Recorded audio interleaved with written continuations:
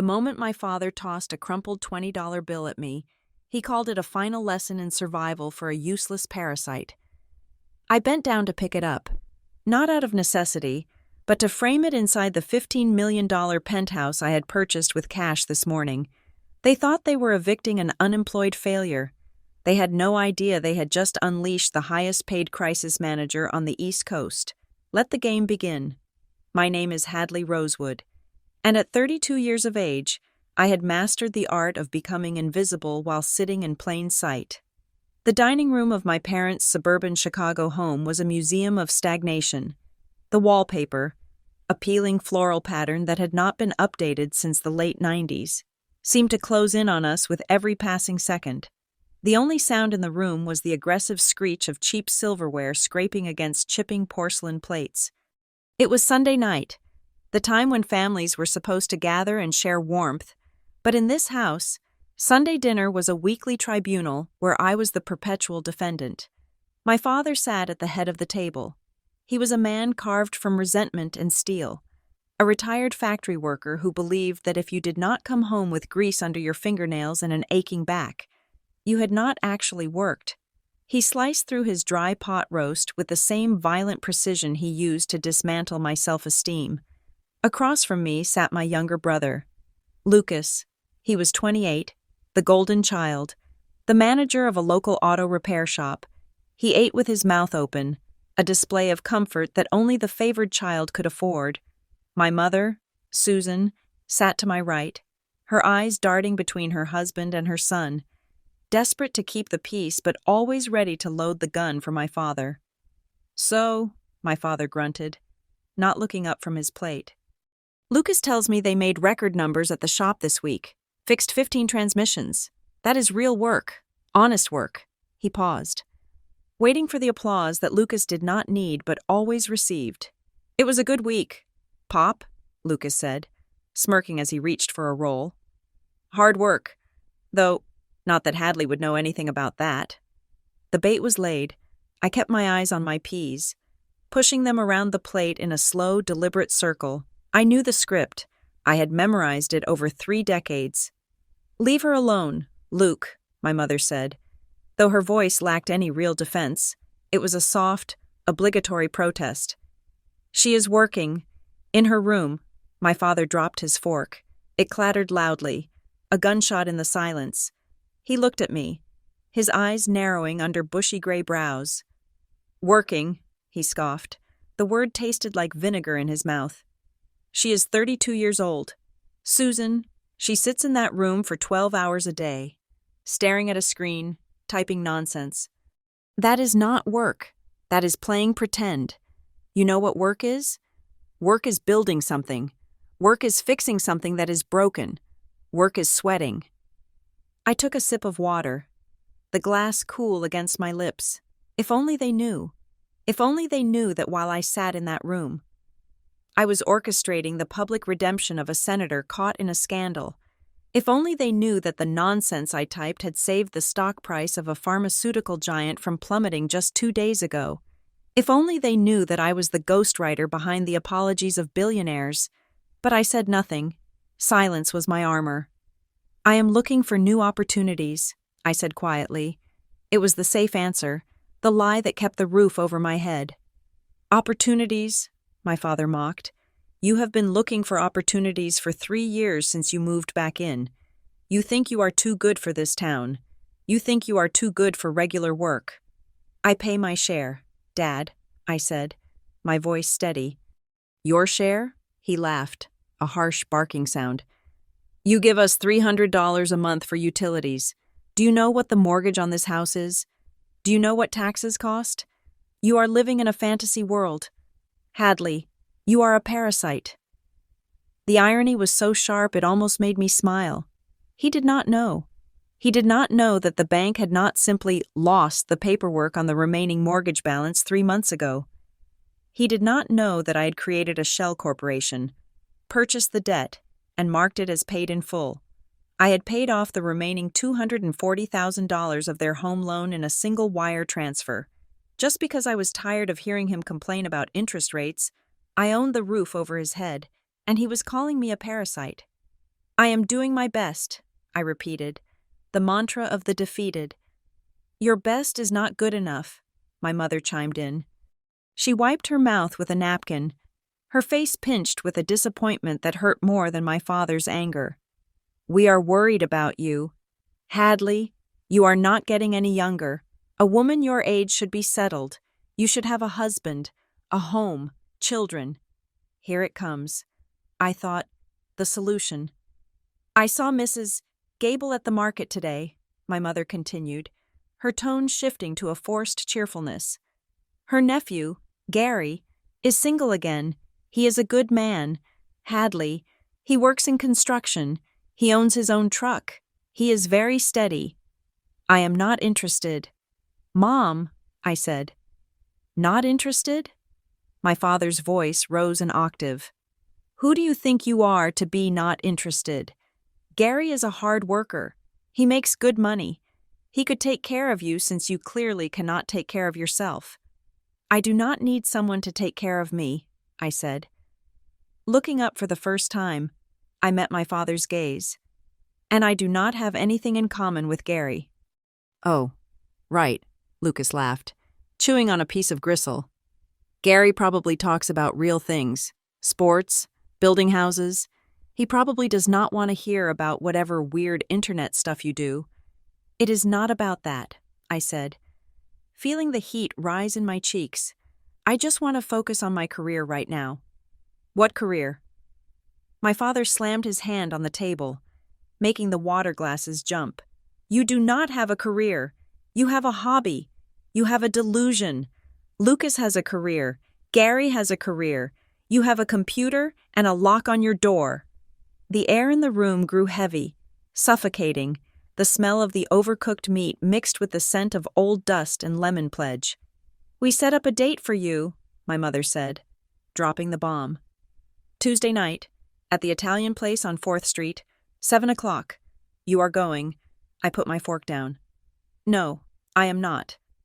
Excuse me? My father whispered. The quiet was more terrifying than the shouting. I said no. I am not going to date a stranger just so you can feel like you have solved the problem of me. I am not going. My mother looked at me with tears welling in her eyes, the weaponized tears of a martyr. After everything we do for you, we let you live here, we feed you, we tolerate your laziness, and you cannot do this one thing for us?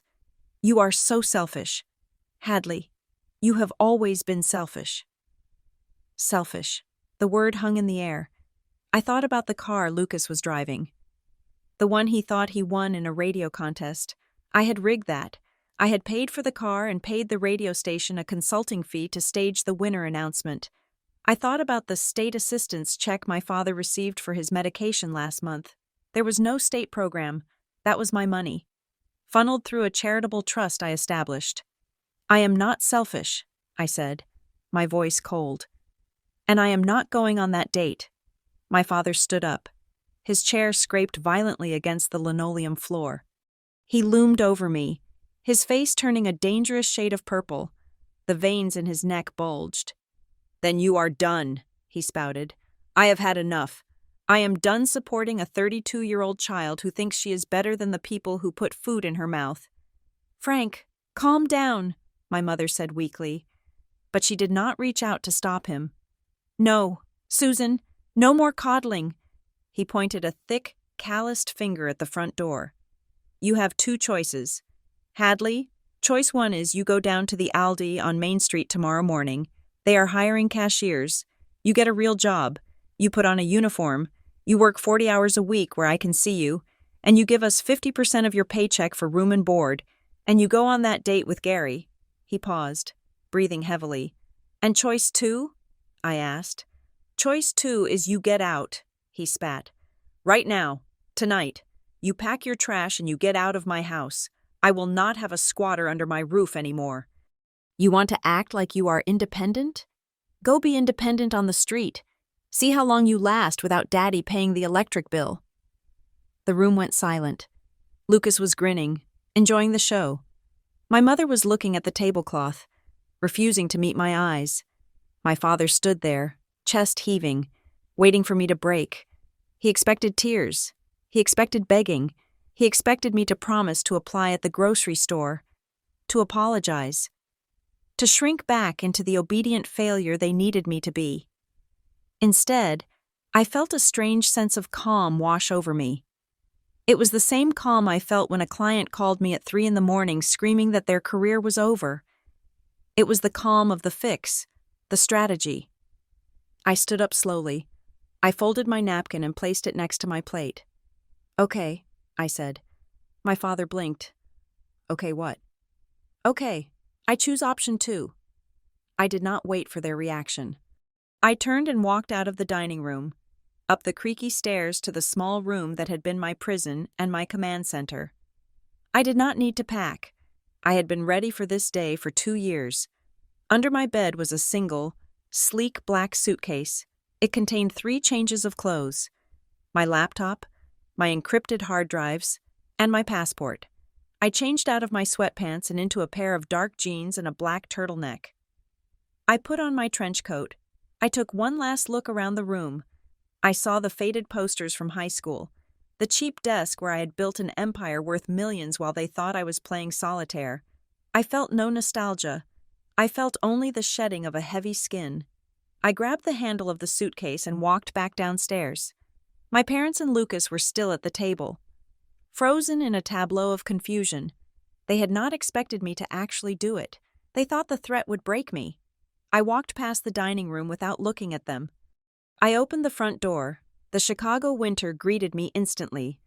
The wind was a knife, cutting through my coat. Snow was falling in thick, heavy flakes, covering the driveway in a slush of gray and white. "Where do you think you are going?" My father had followed me. He stood in the doorway, framed by the warm yellow light of the hallway. He looked smaller now, less like a giant and more like an angry, confused old man. "You told me to leave," I said, not stopping. I walked toward my car, a rusted 10-year-old Honda Civic that I kept specifically for this charade. "You are making a mistake," he yelled over the wind. "You will be back in 2 hours. You have nowhere to go. You have no money." I reached the car and opened the trunk. I lifted the suitcase. Suddenly, my father was there. He grabbed the suitcase from my hand. For a second, I thought he was going to stop me, to tell me to come back inside. "You want to go?" he screamed. "Then go." He heaved the suitcase into the air. It spun in the darkness before crashing down onto the wet, snowy pavement of the driveway. Mud splattered across the black fabric. "And take this," he shouted. He reached into his pocket and pulled out his wallet. He fumbled with cold fingers and pulled out a single, crumpled bill. He threw it at me. The wind caught it, fluttering it against my chest before it fell into the slush near my boot. $20, he roared. "That is your inheritance. That is your safety net. Take it and see how far it gets you in the real world. Maybe it will buy you a sandwich when you are starving tomorrow." My mother and Lucas were standing in the doorway now, watching. Lucas was laughing. My mother had her hand over her mouth. I looked down at the bill. It was wet, soaking up the dirty snow. Washington's face looked as tired as I felt. Slowly, deliberately. I bent down. I picked up the $20. I shook the snow off it. I did not look at it with gratitude. I did not look at it with shame. I looked at it as a relic, a museum piece. I looked up at my father. The anger in his eyes was replaced by a flicker of doubt. He was waiting for me to scream, to cry, to throw the money back at him. I did none of those things. I simply folded the bill and put it in my pocket. My eyes were dry. My expression was a mask of absolute zero. "Goodbye, Frank," I said. I did not call him Dad. I picked up my suitcase, threw it into the trunk, and slammed the lid. I got into the driver's seat. The engine of the Honda sputtered before catching life. I backed out of the driveway, through the windshield. I saw my father standing in the snow in his slippers, chest heaving, convinced he had just taught me the hardest lesson of my life. He looked triumphant. He looked like a man who had finally exerted his authority. I shifted the car into drive and pulled away, the tires crunching on the ice. I did not look back at the house. I did not look back at the window where I had spent 3 years building a fortress of wealth and influence right under their noses. As I turned the corner, the house disappeared from the rearview mirror. The silence in the car was beautiful. It was not the stifling silence of the dinner table. It was the silence of a vacuum, the silence of space. They thought they had broken me. They thought they had cast me out into the cold to suffer. They had no idea that the cold was my element. They had no idea that the useless daughter they just evicted was about to drive 5 miles to the city center and step into a life they could not even comprehend in their wildest dreams. I touched the pocket where the $20 sat. I would keep it. I would frame it. It was the cheapest exit fee in history. The transaction was complete. I was free. The drive from the suffocating suburbs to the heart of downtown Chicago took 45 minutes, but it felt like traversing 2 different galaxies. My Honda Civic, a rust-colored monument to mediocrity with a muffler that rattled like a tin can full of nails, was the perfect camouflage. It was the vehicle of the invisible, the chariot of the defeated. As I merged onto the highway, the snow turned from the pristine white of the countryside to the gray sludge of the city, a transformation that mirrored my own internal state. I was shedding the skin of the disappointing daughter and letting the cold, hard steel of my true self emerge. I navigated the car toward the riverfront, the towering glass monoliths of the city rising up to pierce the night sky. My destination was the Langham, a fortress of limestone and luxury that sat like a king overlooking the Chicago River. As I pulled into the circular driveway, the contrast was violent. Ahead of me, a Bentley was being carefully driven away by a valet in a pristine uniform. Behind me, a Porsche idled with a low, throaty growl, and there I was, in a car that sounded like it was dying of tuberculosis, sandwiched between millions of dollars of German engineering. The head valet stepped forward. His face was a mask of professional politeness that barely concealed his disdain. He saw the rust on the wheel wells. He saw the dent in the bumper. He saw a woman in a trench coat driving a car that belonged in a scrapyard. He did not open my door. He stood back, his hands clasped behind his back, waiting for me to realize I had made a wrong turn and leave. I killed the engine. The silence that followed was abruptly broken by the screech of my door hinge as I pushed it open. I stepped out into the biting wind, the cold air whipping my hair across my face. "Good evening, miss," the valet said, his tone icy. "Deliveries are around the back." I walked around the front of the car, my boots clicking rhythmically on the pavement. I stopped directly in front of him. I did not smile. I did not apologize for the eyesore I had brought to his doorstep. I simply reached into the deep pocket of my coat and pulled out a thin, matte black metal card. It was a Centurion card, the kind that was invitation only, the kind that carried no spending limit, the kind that whispered power louder than a scream. I held it out between 2 fingers. The valet looked at the card, then up at my face, then back at the car. Adam's apple bobbed as he swallowed hard. The transformation was instantaneous. His spine straightened, his sneer evaporated, and was replaced by a look of terrified reverence. "Ms. Rosewood," he stammered, reading the name embossed on the titanium. "My apologies. I did not recognize you." "Park it," I said, my voice low and even. "Keep it close. I might need it later." "Of course, Ms. Rosewood, immediately."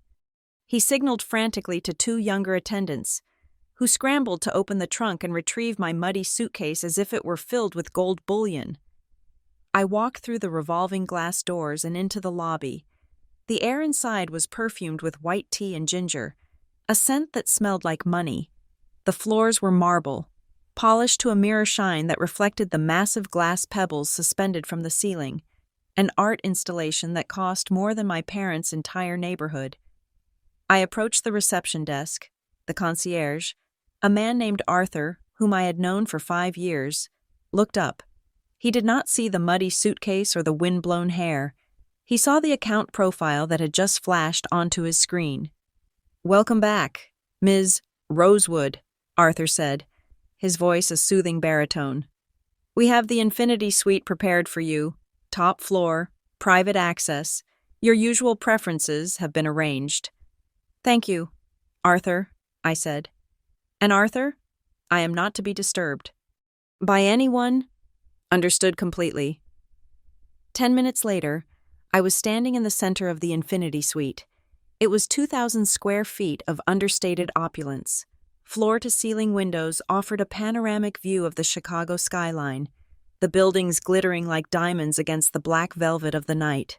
The furniture was Italian leather, soft and cool to the touch. There was a grand piano in the corner that I never played but enjoyed looking at. This was my reality.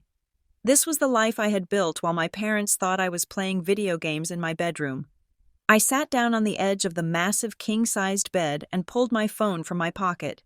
It was not the cracked burner phone I used around my family. This was a satellite-encrypted device, secure enough to coordinate a coup d'etat. I dialed a single number. It rang once. "You are early," a voice answered. It was Leo, my right hand, my gatekeeper, and the only person on Earth who knew the full extent of the web I had spun. "I decided to accelerate the timeline," I said, kicking off my boots and sinking my toes into the plush carpet. "I am at the Langham." "Good," Leo said, "because the wire just hit. The annual retainer from the combined NDA renewals, $17 million. It cleared 3 minutes ago." $17 million. I closed my eyes and let the number wash over me. It was an abstract concept to most people, a lottery number. To me, it was a scorecard. It was the price of silence. My company, Aegis Protocol, did not just do public relations. We did not write press releases. We erased history. When a tech mogul had an affair with a foreign diplomat, we made the digital footprint vanish. When a pharmaceutical company had a data breach that could tank the economy, we plugged the hole and rewrote the narrative before the first tweet was sent. We were the janitors of the elite, and the elite paid a premium for a clean floor. "Move it to the offshore holdings," I instructed. "Keep $2 million in the operating account. Invest the rest in the Vestra portfolio." "Done," Leo said, the sound of keyboard clatter in the background. "By the way, your heart rate monitor on your watch spiked 40 minutes ago. Trouble at the extraction point?" "Just a final lesson in economics from my father," I said. Reaching into my pocket, I pulled out the crumpled $20 bill. I smoothed it out on the duvet cover. It looked pathetic against the 1,000-thread-count Egyptian cotton. "He gave me $20. He told me it was a lesson in survival." $20? Leo repeated, his voice flat. "That is quaint. Should I frame it?" "No, I will do that myself. It is going on the wall right next to the Picasso." I stood up and walked to the desk, a slab of black marble that faced the window. I opened my laptop. It was a custom build, devoid of branding, designed for speed and security. As the screen hummed to life, I saw the dashboard of my empire, streams of data from social media platforms, news wires, and stock exchanges flowed across the screen like a digital river. I had work to do. Currently, I was managing a delicate situation for a senator in New York who had been photographed in a location he should not have been. The photo had not leaked yet. I had purchased the rights to the image from the freelancer for $50,000 10 minutes after it was taken. Now, I was seeding a story about the senator visiting a sick relative in a hospice facility 2 blocks away from that location. By tomorrow morning, if the photo did surface, the narrative would already be set. He was a saint visiting the dying, not a sinner visiting a club. I tapped the keys, my fingers dancing with a speed and precision that would have made a concert pianist jealous. I was shaping the truth, molding the perception of millions of people. And miles away, in a drafty house with a leaking gutter, my father was probably sitting in his recliner, telling my mother that I was currently freezing on a park bench, regretting my arrogance. The contrast was so sharp it was almost intoxicating. They thought I was helpless. They thought I was a child who needed to be taught the value of $1. Meanwhile, I was deciding the fate of a senatorial campaign while wearing a bathrobe that cost more than their car. A secure email notification pinged on my screen. It was from Mr. Henderson, the family attorney I had secretly retained 3 years ago to monitor my parents' legal and financial status without their knowledge. Subject: Status update. Rosewood Residence. I clicked it open. Dear Ms. Rosewood, per your instructions, I have monitored the local chatter and social interactions following your departure. It appears your father, Mr. Frank Rosewood, has been quite vocal with the neighbors this evening. He was overheard telling Mrs. Miller next door that he finally cleaned house and kicked the lazy dead weight to the curb. He claims this is tough love and that you will be back begging for forgiveness within 48 hours. Also, a reminder: the automatic payment for your father's heart medication, which we funnel through the Veterans Assistance Grant, is scheduled for tomorrow. Do you wish to suspend this transaction given the recent events? I stared at the screen. Cleaned house. Dead weight. My finger hovered over the suspend button. It would be so easy. One click, and the grant would disappear. The medication cost $1,200 a month without insurance. My father's pension would not cover it. He would have to choose between his heart pills and his heating bill. It would be a poetic justice, a lesson in real survival. I felt the anger coil in my stomach, hot and tight.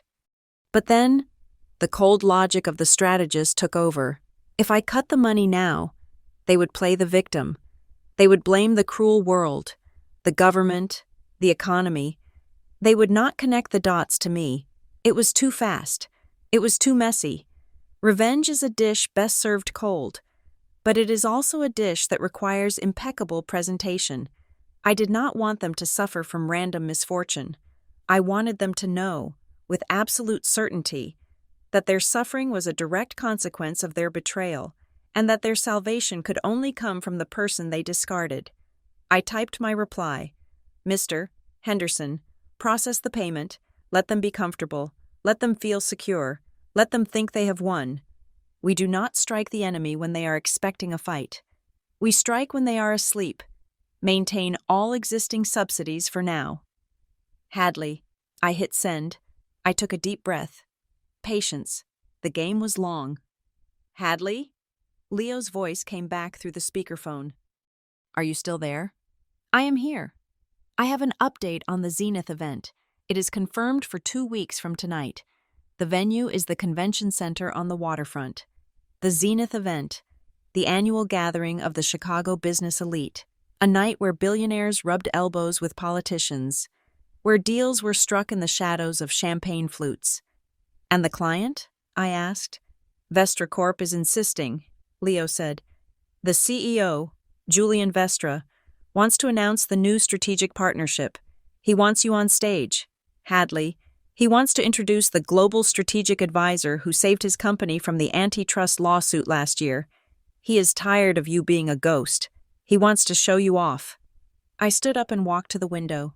Below me, the city pulsed with light. For 10 years, I had operated in the shadows. I was the whisper in the dark, the invisible hand. My anonymity was my shield.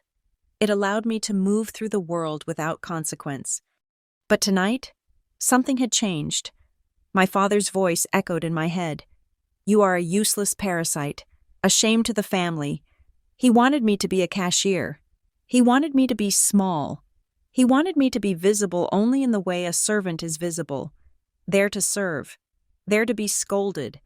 If I stepped onto that stage at Zenith, I would be destroying the anonymity I had cultivated for a decade. I would be exposing myself to the press, to the public, to the world. But I would also be exposing myself to them. I knew my father. He worshipped the Zenith event. He read about it in the papers every year. To him, the people in that room were gods. They were the titans of industry he respected, the real workers who built empires. If I walked onto that stage, not as a guest, but as a titan. Tell Vestra I accept, I said, my reflection in the glass staring back at me with eyes of flint. Are you sure? Leo asked, a hint of surprise in his voice. Once you ring that bell, you cannot unring it. The ghost will be gone. The ghost is dead. Leo, I said. My father killed her tonight when he threw my suitcase in the mud. It is time for Hadley Rosewood to be born. Understood, Leo said. I will draft the press release and coordinate with the Vestra team. Oh, and Hadley? One more thing. What? The wardrobe. You cannot wear your usual monochromatic suits for this. This is a gala. You need to make a statement. I know, I said. Book an appointment with Isabella at the atelier for tomorrow morning. Tell her I need something that does not just say money. I need something that says war. War. Got it. I ended the call. I looked down at the city one last time. Somewhere out there in the dark. My parents were sleeping in their paid-off house, dreaming of their righteous victory over their lazy daughter. They were telling themselves they had done the right thing. They had no idea that the clock had already started ticking. 2 weeks, 14 days, 336 hours. I turned away from the window and looked at the $20 bill on the bed. I picked it up and walked over to the safe in the closet. I punched in the code. Inside lay stacks of cash, passports, and hard drives. I placed the crumpled bill on top of a stack of hundreds. It looked ridiculous. It looked perfect. I closed the heavy steel door of the safe and spun the lock. The click was the sound of a trap setting. I was not homeless. I was not helpless. I was the CEO of my own destiny, and I had just approved a hostile takeover of my family's reality. Sleep tight, Mom and Dad, I whispered to the empty room. Enjoy the silence. It is the last peace you are going to get. The silence in my parents' house the morning after my eviction was not the silence of remorse. It was the silence of victory. According to the surveillance report from my private investigator, a standard precaution I took to ensure my assets, meaning my family members, did not accidentally burn the house down. My father spent the morning pacing the kitchen with a strut that could only be described as Napoleonic. They were waiting. They were checking the window every 5 minutes, expecting to see my rusted Honda rolling up the driveway, expecting to see me trudging to the front door with my tail between my legs, ready to beg for the privilege of working a minimum wage register. When noon arrived and the driveway remained empty, their confusion morphed into a smug certainty. They decided I was simply too stubborn to admit defeat yet, but hunger, they reasoned, was a cruel mistress. It would break me by dinner. My mother called my brother, Lucas, around 1 p.m. I listened to the recording later while sipping an espresso that cost more than their weekly grocery budget. She is gone, Lucas, my mother chirped, her voice light and airy, unburdened by the fact that she had just cast her daughter into a blizzard. Your father finally put his foot down. It was hard, of course, but it was necessary. She needs to hit rock bottom. It is about time, Lucas replied. The background noise indicated he was driving. The roar of a V8 engine was unmistakable. She has been freeloading for too long. Where did she go? The homeless shelter? Who knows? My mother laughed. A nervous, twittering sound. Probably sleeping in her car. She will be back once she realizes that the world does not care about her computer games. Yeah, well, do not let her back in too easy. Mom, Lucas said, revving the engine. Make her sweat. Hey, I gotta go. This new Charger is running like a dream. I still cannot believe I won that radio contest. Luckiest day of my life. I paused the recording. A dry smile touched my lips. The Dodge Charger. Lucas believed he was the 1 in a million winner of a local radio station sweepstakes 3 months ago. He had no idea that I had contacted the station manager, donated $40,000 to their operating fund, and purchased the car outright, stipulating that they stage a contest where my brother's phone number would be the only winning entry. I had done it because his old truck was a death trap. And despite everything, I did not want my brother to die in a highway wreck due to brake failure. He was driving a gift from the sister he despised, revving the engine to mock her poverty. The irony was so rich it was almost caloric. While they were celebrating their moral superiority, I was engaged in a war that would have melted my father's brain. I was sitting in the penthouse at the Langham, but my mind was in Silicon Valley, A major social media platform, let's call them ConnectSphere, had suffered a catastrophic breach. User data for 80 million people had been exposed. The stock was in freefall. The board of directors was panicking. They had called Aegis Protocol at 3 a.m. for 20 hours straight. I had been the conductor of a digital symphony. I was not just patching a leak. I was rewriting the narrative. I coordinated with white hat hackers to secure the breach, instructed the legal team on the precise verbiage for the press release to minimize liability, and deployed a bot network to flood the internet with positive stories about the company's new privacy initiatives, effectively burying the scandal on the third page of search results before the mainstream media could sink their teeth into it. My eyes were burning. My fingers ached. I had not eaten since I arrived at the hotel, but I felt electric. This was the drug. The sheer, unadulterated power of controlling the flow of information. I was God in the machine. My secure laptop pinged with a notification from the civilian channel, the burner phone I kept for family communications. It was a text message from my mother. Susan Rosewood. It has been 24 hours. Have you learned your lesson yet? We saved some meatloaf.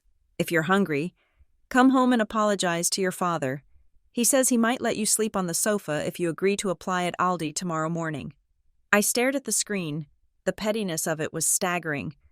I had just saved a multi-billion-dollar corporation from collapse, securing the retirement funds of thousands of employees, and she was offering me cold meatloaf and a spot on a couch that smelled like old dog. They wanted submission. They wanted me to admit that without them, I was nothing. I stood up and walked to the floor-to-ceiling window. The snow had stopped, and Chicago lay spread out below me, a grid of amber and white lights shivering in the cold. I was 30 stories up. I was untouchable. I raised the phone and snapped a picture.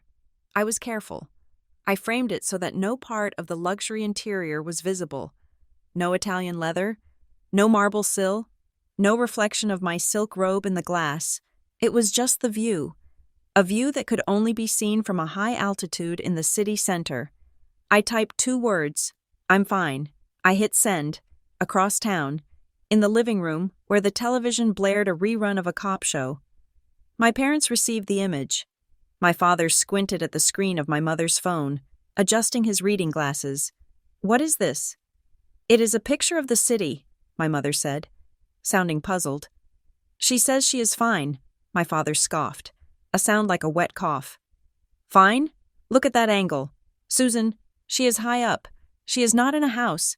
She is probably standing in the lobby of one of those office buildings downtown, using their free Wi-Fi and stealing heat because she is freezing in that junk car. You think so? I know so, he asserted with the confidence of the ignorant. She is trying to act tough. She wants us to think she is staying somewhere nice, but look at the darkness. It is lonely. She is probably sitting on a cold plastic chair next to a security guard, waiting to get kicked out. Let her freeze a little longer. It builds character. They laughed. They actually laughed. They constructed a reality where their daughter was a vagrant seeking shelter in a corporate lobby, and it gave them satisfaction. It confirmed their worldview. Ungrateful children fail, and righteous parents are vindicated. I turned away from the window, tossing the phone onto the velvet duvet. Let them have their delusion. It would make the awakening that much more violent. Hadley? Leo's voice cut through the room from the speaker system. I had forgotten I left the line open. I am here. Leo, did the ConnectSphere stock stabilize? It bounced back 4% in after-hours trading. You are a wizard, but that is not why I'm buzzing in. We have a situation with Zenith. My ears pricked up. The Zenith Gala. The deadline. What kind of situation? Logistics, Leo said, his voice tight. The event planning company that Vestra hired? Prestige Events? They just filed for Chapter 11 bankruptcy this morning. Apparently, the owner embezzled the deposit money and fled to the Caymans. The venue is secured. But the catering, the service staff, the setup crews, they all walked off the job when the checks bounced. And Vestra? Panic mode. Julian Vestra is threatening to fire everyone. They have 2 weeks to pull off the biggest night of the year, and they have no staff. They are scrambling to hire local vendors to fill the gaps at the last minute. I paced the room. This was messy. My debut was supposed to be flawless. Fix it, Leo. Vestra cannot look incompetent. Use our network. Find the best vendors in the city and pay them double to prioritize this. Put it on my personal tab if you have to. I want that night perfect. I am already on it, Leo assured me. But there is a coincidence here. Hadley, a strange one. I do not believe in coincidences. Leo, I believe in data points I have not connected yet. Well, connect this, Leo said. Vestra's operations manager is desperate. He is hiring anyone with a pulse and a food handler's license. He just signed a contract with a small, struggling outfit called Miller's Catering to handle the VIP section service. They were the only ones available on short notice who passed the background check. I froze. Miller's Catering? Yes. Why? Do you know them? A low, dark chuckle escaped my throat. It started in my chest and rumbled up, a sound devoid of humor but full of sharp edges. I know them, I said. Or rather, I know their newest employee. My father? 3 weeks ago, my father had taken a part-time job at Miller's Catering. He had claimed it was because he was bored in retirement, but I knew the truth. He needed the money because he had gambled away a portion of his pension on bad stock tips he heard from his buddies at the bar. He had been bragging about it at dinner, about how he was going to be working high-class events and seeing how the other half lives. Fate, it seemed, had a sense of humor as twisted as mine. Leo, I said, my voice dropping to a whisper, do not interfere with that contract. Let Miller's Catering keep the job. In fact, make sure they are assigned specifically to the Diamond Circle, the area right in front of the main stage. Hadley, are you sure? That is high visibility. I am sure. I could see it now. My father, in a cheap, ill-fitting tuxedo, holding a tray of champagne. Thinking he had finally gained entry to the world of the elite, he would be serving the very people he idolized. He would be bowing and scraping, feeling important because he was breathing the same air as billionaires. He would look at the stage, waiting to see the global strategic advisor of Vestra Corp, expecting some gray-haired man in a suit. He would see this as his opportunity to learn, to observe, to gather ammunition to use against me. He would come home and say, I saw real success tonight. Hadley, I saw people who matter, not like you. He had no idea. He wants to see success, I said to the empty room. I will show him success. I will show him exactly what a useless parasite looks like when she is standing on a pedestal made of $17 million. Copy that, Leo said, sounding slightly terrified. I will confirm the vendor list. And Hadley? Get some sleep. You have been awake for 22 hours. I am not tired. Leo, I am just getting started. I walked back to the laptop. The email from my lawyer was still open. I opened a new window and pulled up the guest list for Zenith. I scrolled down to the vendor section. There it was. Miller's Catering. Staff list. Frank Rosewood. I stared at his name. It looked so small on the screen. My mother thought I was freezing in a lobby. My father thought I was a failure. My brother thought I was a joke. And in 2 weeks, they would all be in the same room, watching the curtain rise. I closed the laptop with a snap. The storm was coming. But it wasn't the storm outside, the blizzard burying Chicago in ice. It was the storm I was manufacturing, and unlike the weather, this storm would not pass until it had stripped everything bare. I went to the bathroom and turned on the shower. The water was hot, steaming up the mirrors. I looked at my reflection in the glass. I did not look like Hadley the daughter. I did not look like the girl who apologized for existing. I washed the invisible grime of their judgment off my skin. Tomorrow, I had a wardrobe to buy. I had a speech to write. I had a kingdom to claim. Let them enjoy their meatloaf. Let them enjoy their laughter. It was the last meal of the condemned. The city of Chicago was vibrating. It was a low-frequency hum that only a specific tax bracket could hear. But for those of us who lived in the stratosphere of high finance and corporate warfare, it was deafening. The Zenith Gala was always the crown jewel of the social calendar. A night where net worth was measured in billions and influence was traded like baseball cards. But this year was different. This year, the air was thick with a specific, electric tension. Rumors had leaked. They always did. I had let them leak. The whisper running through the trading floors and the private clubs was that the mysterious ghost, the unseen architect behind the salvation of Vestra Corp and a dozen other Fortune 500 miracles, was finally going to materialize. People were desperate to see the face behind the curtain. The curiosity was primal. It drove the secondary market for gala tickets into a frenzy. A seat that originally cost $5,000 was now trading hands in back alleys and encrypted chat rooms for $50,000. I watched the price climb on my monitor with a detached amusement. $50,000 just to stare at me. My father had valued me at $20. The market disagreed. I closed the laptop and stood up. It was time to armor up. I was not going to a department store. I was not going to a mall. I was standing in the private atelier of Isabella Rossi, a woman who did not make clothes. She engineered identities. Her studio was a sanctuary of white light and silence, tucked away in a nondescript building that required retinal scans to enter. "It must be sharp," Isabella said, her mouth full of pins. She was on her knees, adjusting the hem of the garment I was wearing. "It must cut." I looked at myself in the trifold mirror. For the last 3 years, living under my parents' roof, I had worn a uniform of intentional shapelessness: baggy gray sweatpants, oversized hoodies, thick wool socks. I had made myself a blob, a non-entity, hiding my physique and my posture so that I would take up less space in their world. I had slumped my shoulders to look defeated. The woman in the mirror now was a stranger to that house. The dress was a deep, midnight blue, so dark it flirted with black. It was structured, architectural, with a neckline that plunged with calculated daring and shoulders that were sharp enough to draw blood. It hugged my waist and flowed down like liquid mercury. It was not just a dress, it was a declaration of war. "No jewelry," Isabella muttered, pulling a pin from her lips.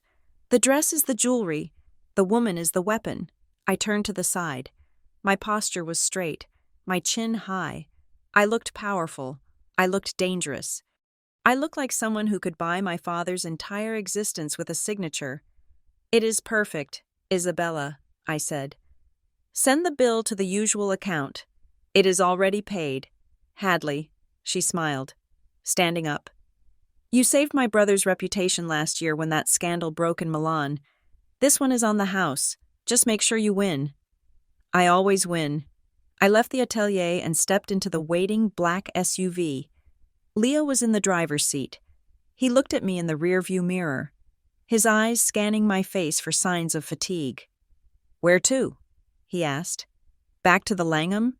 You have a conference call with the Vestra board in an hour." "Drive by the convention center," I said. "Taking the back route, the service entrance." Leo hesitated. "Hadley, why? We have the floor plans. We have the drone footage. You do not need to see the loading docks. Just drive, Leo." He nodded and merged into traffic. We wound our way through the city, moving away from the gleaming facades of the Magnificent Mile and toward the industrial underbelly of the convention district. The massive steel and glass structure of the Zenith venue loomed ahead, but we steered around to the rear, where the dumpsters and the delivery trucks lived. Leo slowed the car to a crawl. The windows were heavily tinted. No one could see in, but I could see everything. The loading dock was a hive of chaotic activity. Trucks were backing up, engines idling with a choked roar. Men in reflective vests were shouting over the noise of hydraulic lifts. And then I saw him. He was wearing a faded gray jumpsuit with the logo of Miller's Catering stitched crookedly on the breast pocket. My father. He was struggling with a heavy crate of glassware. His face was red, flushed with exertion and the biting cold. His breath puffed out in white clouds. I watched as he stumbled slightly, the weight of the crate nearly pulling him down to the concrete. He grunted, corrected his balance, and heaved the crate onto a dolly. He looked old, in the dining room, sitting at the head of the table. He always seemed so large. He was the tyrant, the voice of authority. But here, stripped of his domestic kingdom, he was just an aging man with bad knees and a bad back, lifting boxes for $15 an hour to impress people who would never learn his name. A strange, sharp pain twisted in my chest. It was not sympathy, exactly. It was the biological echo of a bond that should have been there. He was my father. He was 62 years old. He should have been retired, fishing on a lake, living off the comfort I could have easily provided years ago if he had just been kind. He stopped to wipe sweat from his forehead with a dirty glove. He looked exhausted. He looked defeated. But then, another worker said something to him, and I saw my father laugh. It was that loud, booming laugh he used when he was mocking someone. He pointed at a young kid struggling with a box and shook his head, offering unsolicited advice, playing the expert. Even here, at the bottom of the ladder, he had to find someone to look down on. The pain in my chest evaporated, replaced by the familiar cold resolve. He was not a victim of circumstance. He was a victim of his own ego. "Hadley," Leo said softly, "I can make the call. We can have Miller's Catering removed from the vendor list. We can pay out their contract and send them home. He does not have to be there that night. You do not have to see him." I watched my father shove the dolly toward the service elevator. Limping slightly. "No," I said. The word was heavy. "Absolute." "Are you sure?" "It is a risk. If he sees you before the reveal." "He will not see me. He does not see me now," I said, my voice devoid of emotion. "Keep them on the list. Keep him in the Diamond Circle service team. He needs to be there. Leo, he needs to see exactly what he threw out into the snow. If I send him home, he learns nothing. He stays." "Understood," Leo said, shifting the car back into drive. "He stays." We pulled away from the dock. I did not look back. The phone in my purse buzzed. I pulled it out. The screen flashed a name that made my stomach turn. Lucas. I let it ring 3 times. I took a deep breath, channeling the voice of the Hadley they knew, the beaten, desperate sister. "Hello?" I answered, my voice quiet. "Hey, sis." Lucas's voice came through the speakers of the car system. I had synced the phone. He sounded frantic, breathless. "Listen, I need a favor. A big one." "Lucas, I cannot really talk right now. I am looking for a place to charge my phone." Yeah, listen." He cut me off. "I am in a jam. The transmission on the charger just blew. I am stuck on the side of the highway. The tow truck guy wants cash, and the mechanic says it is going to be like $800 to fix. I need you to wire me something." I looked at the dashboard of the SUV. Leo was tapping on his tablet, pulling up real-time data. He turned the screen toward me.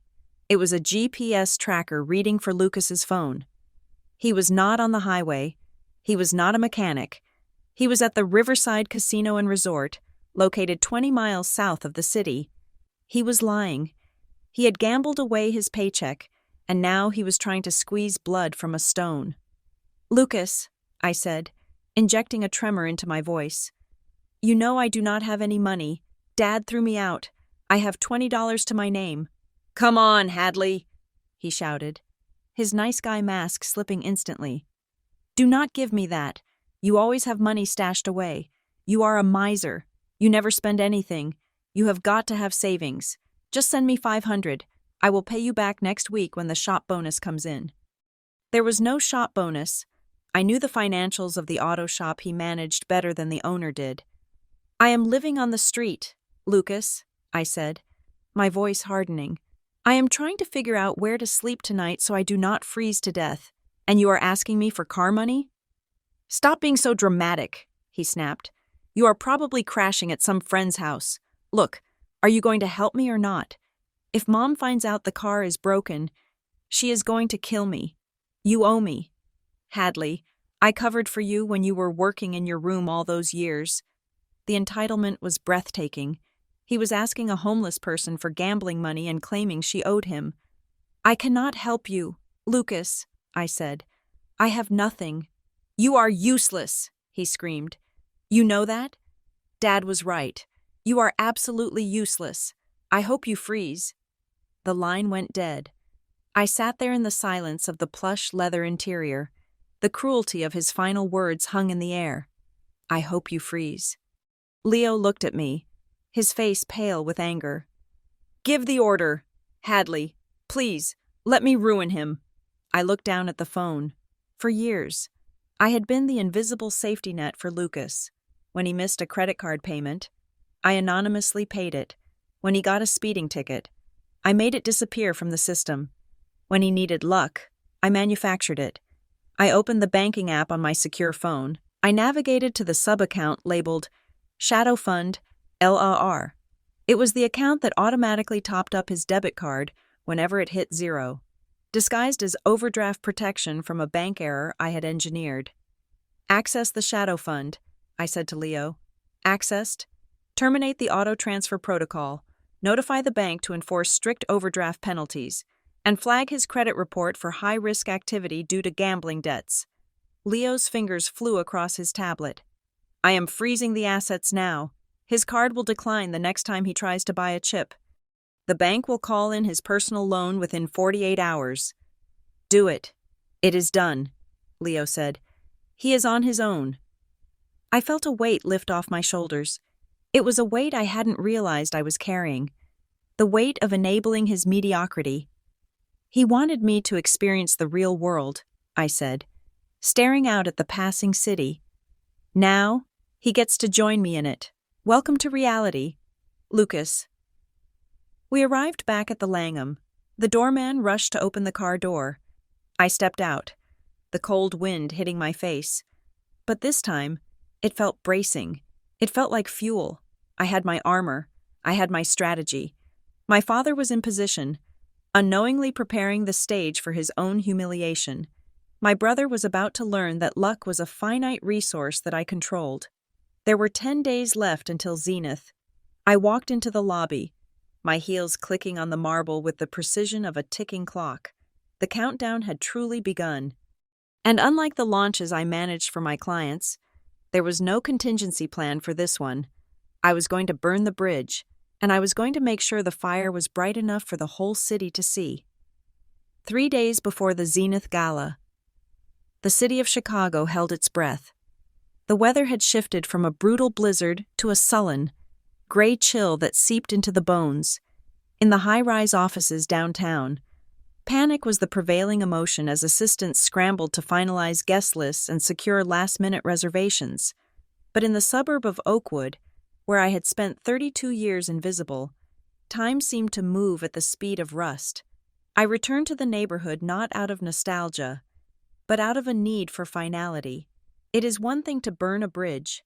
It is another to stand on the precipice and watch the structure crumble before you light the match. I parked my newly acquired Aston Martin, a sleek, silver predator of a car, 2 blocks away, tucked behind a row of overgrown hedges near the community park. I did not want the car to be the story, not yet. I walked toward the park that bordered my parents' street. The air smelled of wood smoke and damp leaves. I was wearing a trench coat from the row, a masterpiece of minimalism that cost $5,000. To the untrained eye, it was just a beige coat. To those who knew, it was a whisper of supreme luxury. Underneath, I wore cashmere and boots that cost more than my father's first car. I felt like an alien species visiting a primitive civilization, disguised in their local garb, but vibrating with a frequency they could not comprehend. The park was empty, save for a few stray dogs and the ghosts of my childhood. I walked along the cracked pavement, remembering the times I had sat on these swings, dreaming of a life where I mattered. "Hadley? Hadley Rosewood?" The voice was shrill, cutting through the quiet. I turned to see Mrs. Miller, the neighborhood gossip, waddling toward me with her small, nervous terrier pulling at the leash. Mrs. Miller was a woman who trafficked in pity the way others trafficked in stocks. She thrived on the misfortunes of others. It was the fuel that kept her warm in her lonely house. "Hello, Mrs. Miller," I said, my voice polite but distant. She stopped a few feet away, her eyes scanning me from head to toe. She took in the beige coat, the lack of a purse, the wind-blown hair. Her lips pursed into a smile that was all teeth and no warmth. "Oh, you poor dear," she cooed, stepping closer. "Your mother told me everything. Just terrible. Kicked out in the middle of winter. I told Susan it was harsh. But you know your father. He has his principles." "I am fine, Mrs. Miller," I said, keeping my hands in my pockets. "Fine? You look thin," she lied. "I was in the best shape of my life." "And that coat? It looks so thin for this weather. Is that all you have?" She leaned in, lowering her voice to a conspiratorial whisper. "Listen, honey, I made a big pot of chili last night. There is plenty of leftovers. If you are hungry, and I know you must be, you can come by the back door. I will give you a Tupperware. No one needs to know." The charity of the malicious. She wanted to feed me so she could tell the entire bridge club that she had saved the Rosewood girl from starvation. She wanted to own a piece of my humiliation. I looked at her, really looked at her. I saw the fraying collar of her coat.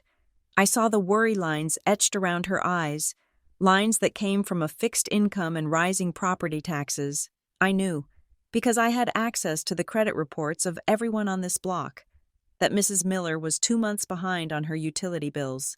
I reached into the deep pocket of my trench coat. Mrs. Miller's eyes widened, perhaps expecting me to pull out a weapon or a dirty tissue. Instead, I withdrew a heavy cream-colored card with gold embossing. It was a business card, but not for Aegis Protocol. It was for the Rosewood Foundation, a philanthropic organization I had established years ago to funnel anonymous donations to local food banks and shelters. "That is very kind of you, Mrs. Miller," I said, extending the card. "But I'm actually quite full. However, I know times are tough for everyone right now." She took the card, confused. "What is this?" "If you ever find yourself in need," I said, my voice steady and devoid of mockery, "call that number. They help people who are struggling with bills, or food, or maintaining their dignity. Tell them Hadley sent you. They will take care of everything." Mrs. Miller stared at the card. She looked at the gold lettering. She looked at me. Her brain could not compute the data. The girl who was supposed to be begging for scraps was offering her a lifeline. "I do not understand," she stammered. "You do not have to," I said. "Just keep it." Before she could ask another question, the sound of a familiar engine roared down the street. A beat-up Ford sedan turned the corner, its muffler sputtering. My parents. They were coming back from the grocery store. I could see their silhouettes in the front seat. They slowed down as they passed the park, likely to inspect the vagrants they so despised. The car came to a screeching halt right next to where I was standing. The window rolled down with a grinding noise. My father's face appeared. He looked flushed, angry, and strangely triumphant. My mother sat in the passenger seat, staring straight ahead, refusing to look at me. "Well, look who it is," my father sneered. "The prodigal daughter returns to the scene of the crime." Mrs. Miller took a step back, clutching the card to her chest, her eyes darting between us. "Hello, Frank?" I said. He scanned me, his eyes landing on the trench coat. He laughed, a harsh barking sound. "Still wearing that old thing?" he mocked. "I thought you would have sold it by now for a bus ticket. You look like a stray dog." "Hadley, exactly like a stray dog. Have you been sleeping in the park? Is that where you live now? On a bench?" He turned to Mrs. Miller. "Careful. Martha, do not let her get too close. She might ask you for $5. Mrs. Miller looked down at the card in her hand, then back at my father. She opened her mouth to speak, perhaps to defend me, perhaps to ask what was going on, but she closed it again. The social hierarchy of the block was too strong to challenge. "I am not asking for anything," I said calmly. The wind whipped the hem of my $5,000 coat, but I did not shiver. "I was just passing through." "Passing through?" My father spat out the window. Passing through to where? The gutter? You have got nowhere to go. Hadley, admit it. You are broken. Just tell me you were wrong. Tell me you are a failure.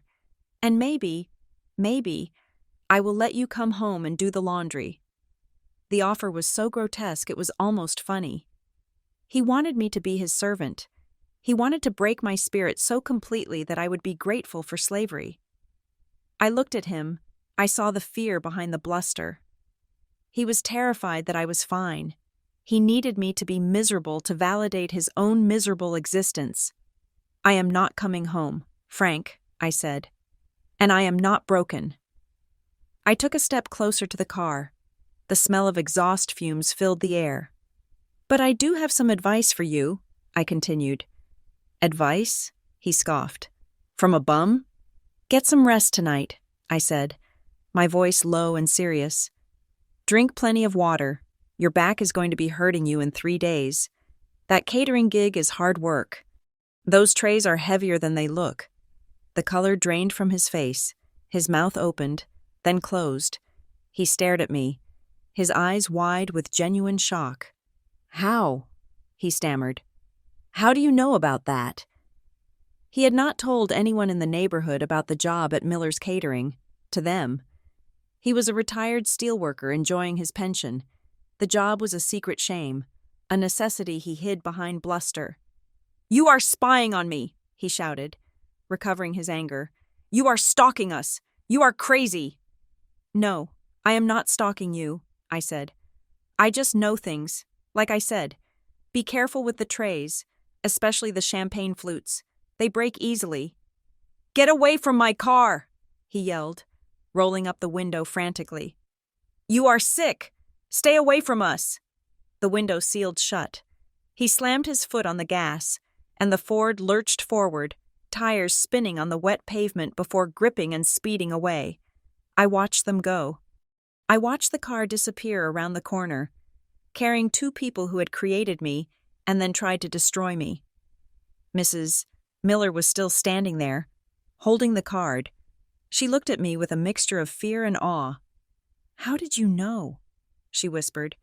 I turned to her and offered a small, enigmatic smile. I know everything, Mrs. Miller, I said. Have a good evening. I turned and walked away. I did not look back. I did not slouch. I walked with the stride of a CEO entering a boardroom. My boots clicked on the pavement, a steady, rhythmic beat. I walked the 2 blocks to my car. I slipped into the driver's seat of the Aston Martin. The engine purred to life, a deep, sophisticated growl that shook the frame. As I drove out of the neighborhood, I felt a strange sense of peace. The final tether had been cut. I had seen them. They had seen me.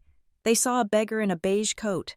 I saw a past that was rapidly shrinking in the rearview mirror. 3 days.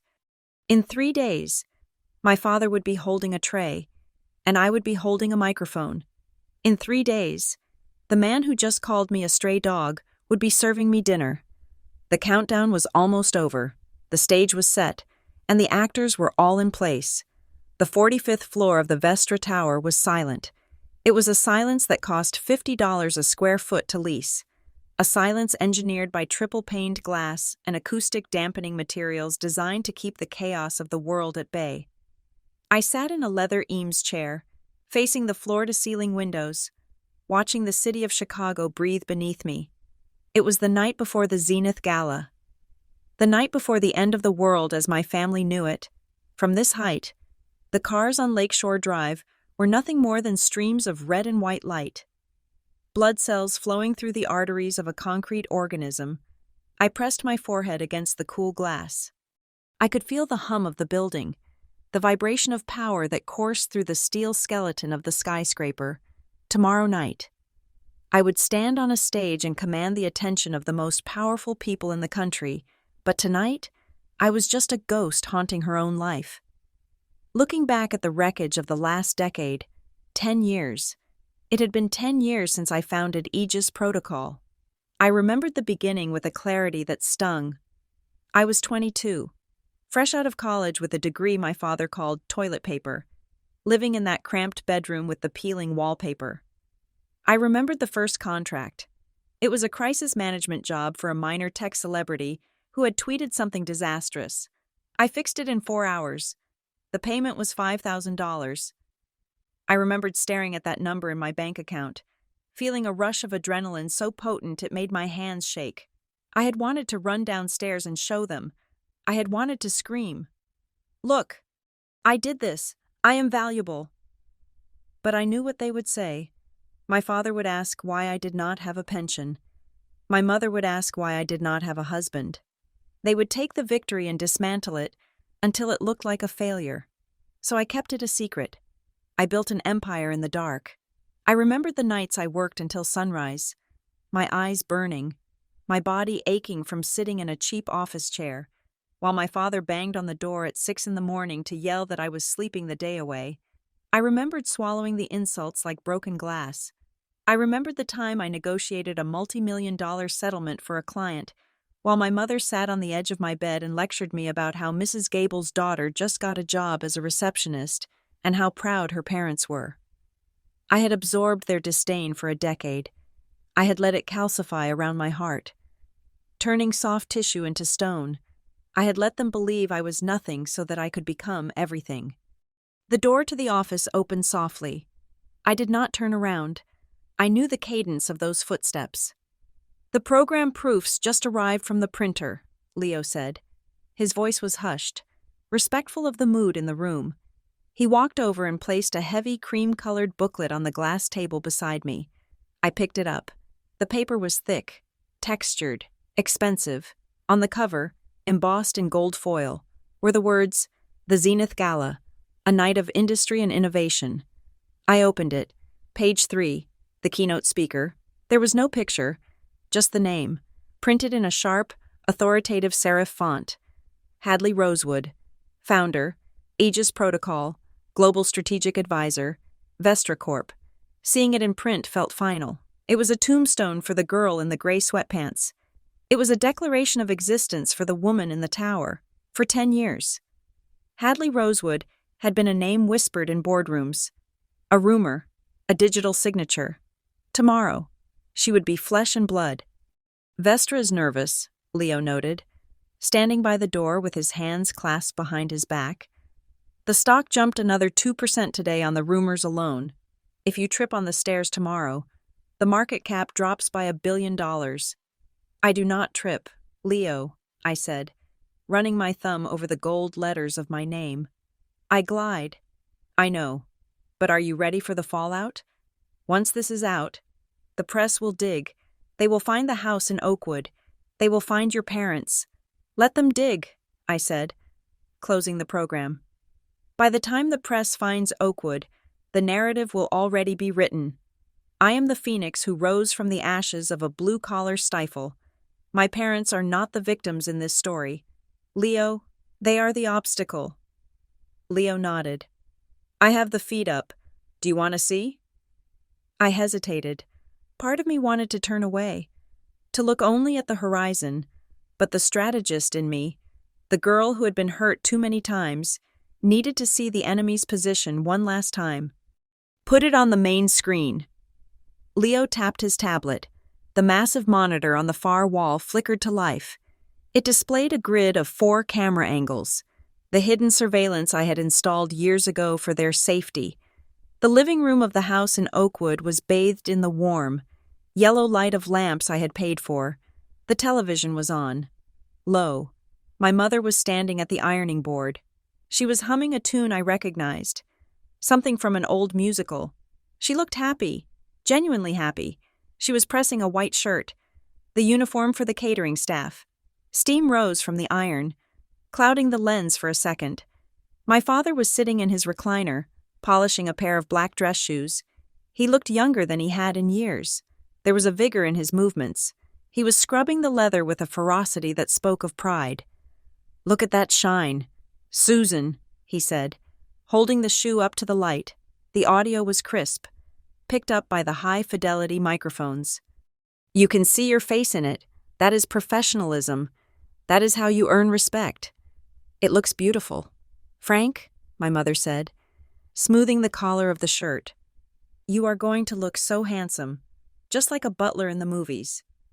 Better than a butler, he corrected. I am part of the team. I was talking to the shift lead today. He said if I do well tomorrow, they might put me on the permanent roster for the downtown events. Real money, Susan, and the tips. He set the shoe down and leaned back, a satisfied sigh escaping his lips. It is a shame about Hadley, my mother said suddenly. My breath hitched in my throat. What about her? My father grunted, his mood dampening instantly.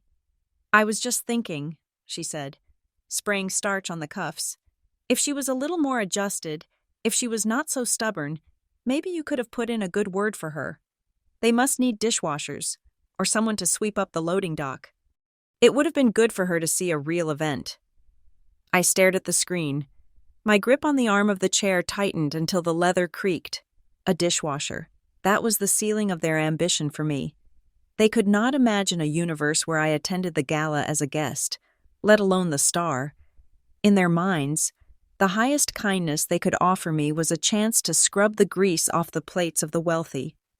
She would mess it up, my father said, waving his hand dismissively. She would drop a plate, or give someone attitude. Hadley thinks she's too good to work. That is her problem. She thinks the world owes her a living.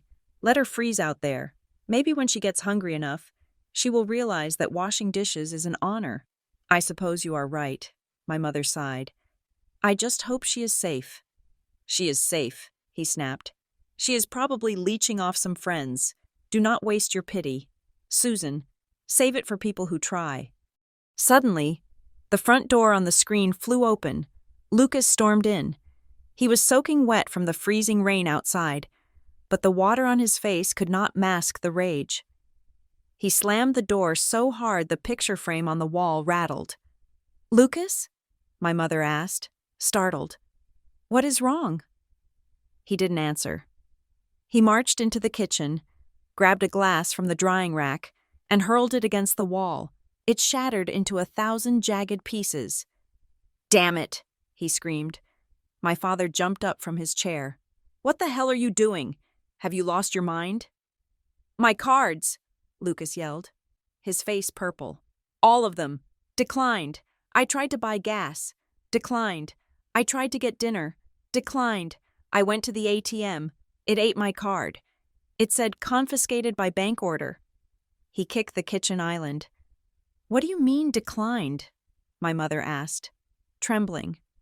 Did you pay the bills? I do not pay the bills, Lucas shouted.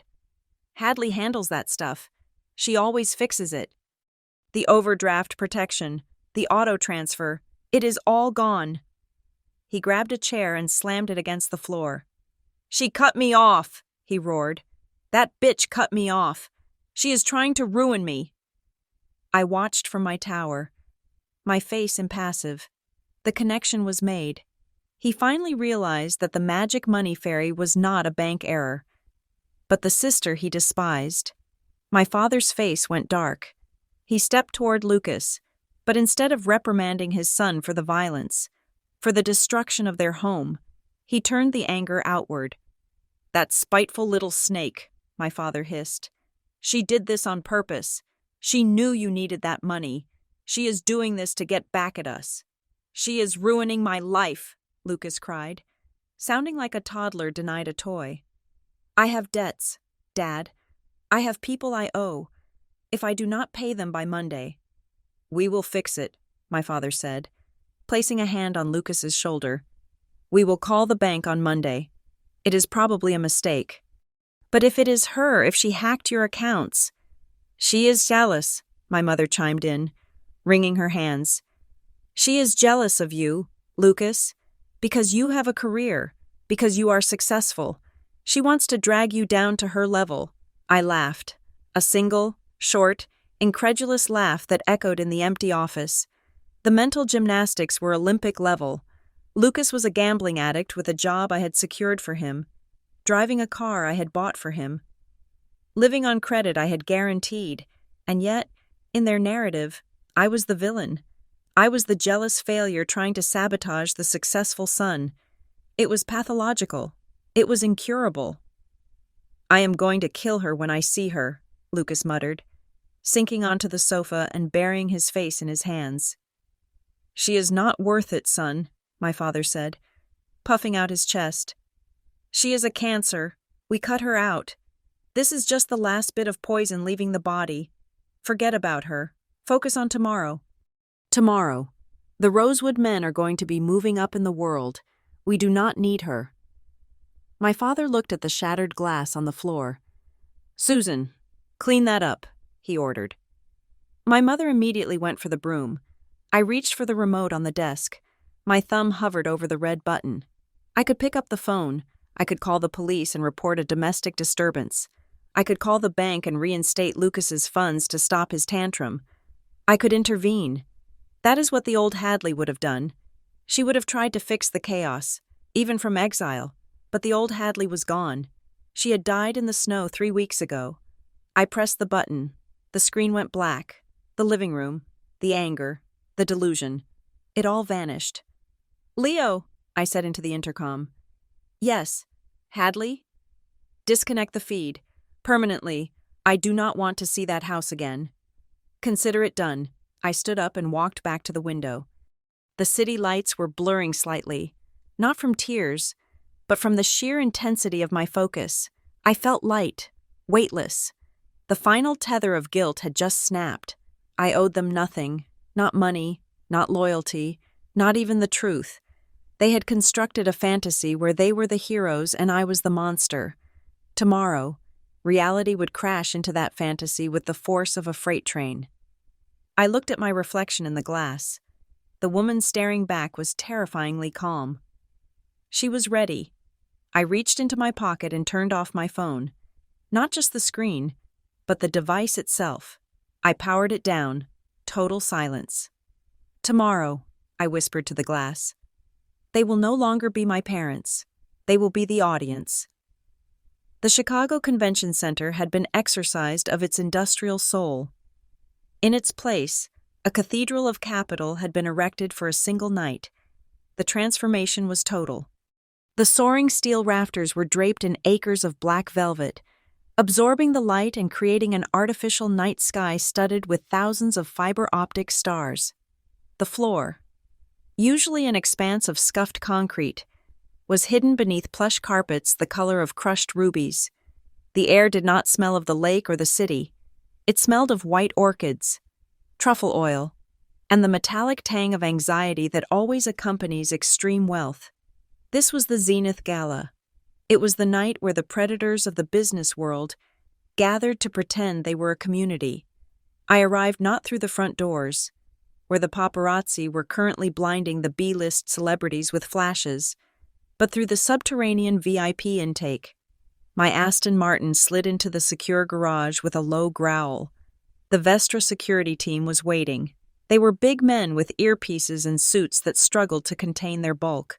They opened my door with a reverence usually reserved for heads of state. "Ms. Rosewood," the lead agent said, nodding.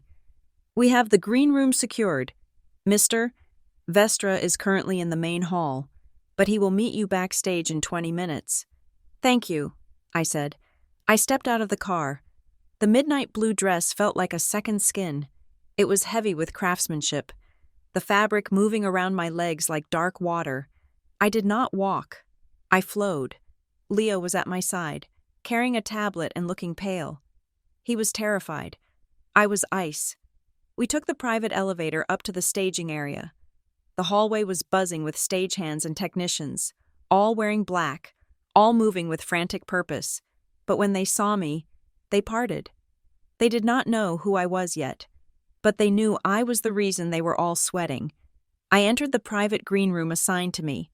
It was a glass-walled box that overlooked the main ballroom, heavily tinted so I could see out, but no one could see in.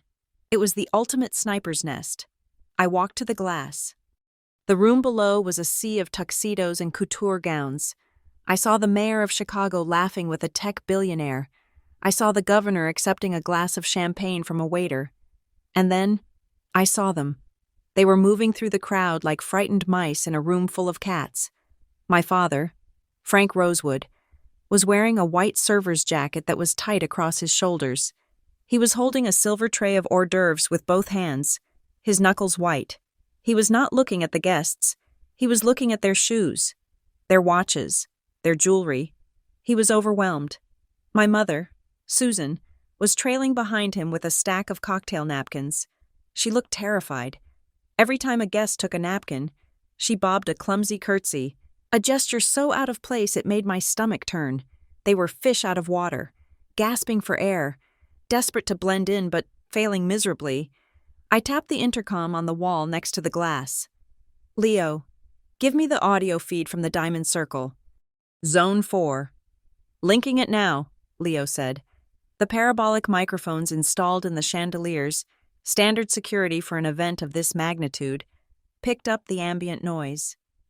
I isolated the frequency near the main bar where my parents were currently restocking. I heard the clinking of glass.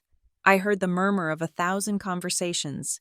And then, I heard the voice of Julian Vestra, the CEO of Vestra Corp, standing just a few feet away from my father. He was talking to a senator. "Tonight is the night, Senator," Julian said, his voice booming with confidence. "We are finally unveiling the weapon, the strategy that saved us last quarter. It was a single person. We just signed the retainer, $17 million a year, and she is worth every penny." "$17 million?" The senator whistled. "For a consultant? She must be a miracle worker." "She is not a worker," Julian laughed. "She is a force of nature." My father froze. He was holding a bottle of wine, preparing to pour it for a guest, but his hand stopped in midair. He had heard the numbers. 17 million. He scuttled back to the service station where my mother was folding napkins. The microphone picked up his hoarse whisper perfectly. "Did you hear that? Susan?" My father hissed, his eyes wide with awe. $17 million. A year. That guy over there just said they are paying some woman $17 million just to give advice. My mother shook her head, her eyes wide. "Imagine that, Frank. That is more money than the lottery." "That is what success looks like," my father said, shaking his head bitterly. "That is a real child. That is someone who listened to their parents, who worked hard, who made something of themselves. And what do we have?" He gestured vaguely toward the exit doors, toward the cold night outside. "We have trash," he spat. "We have a daughter who is probably fighting a raccoon for a sandwich right now because she was too arrogant to work at a grocery store. God, it makes me sick. Why could we not have a kid like that? Why did we get stuck with the burden?" I stood behind the glass, listening. I felt no pain. The words did not hurt anymore. They were simply data. They were confirmation that my assessment of the situation was correct. There was no love to salvage, only a lesson to be taught.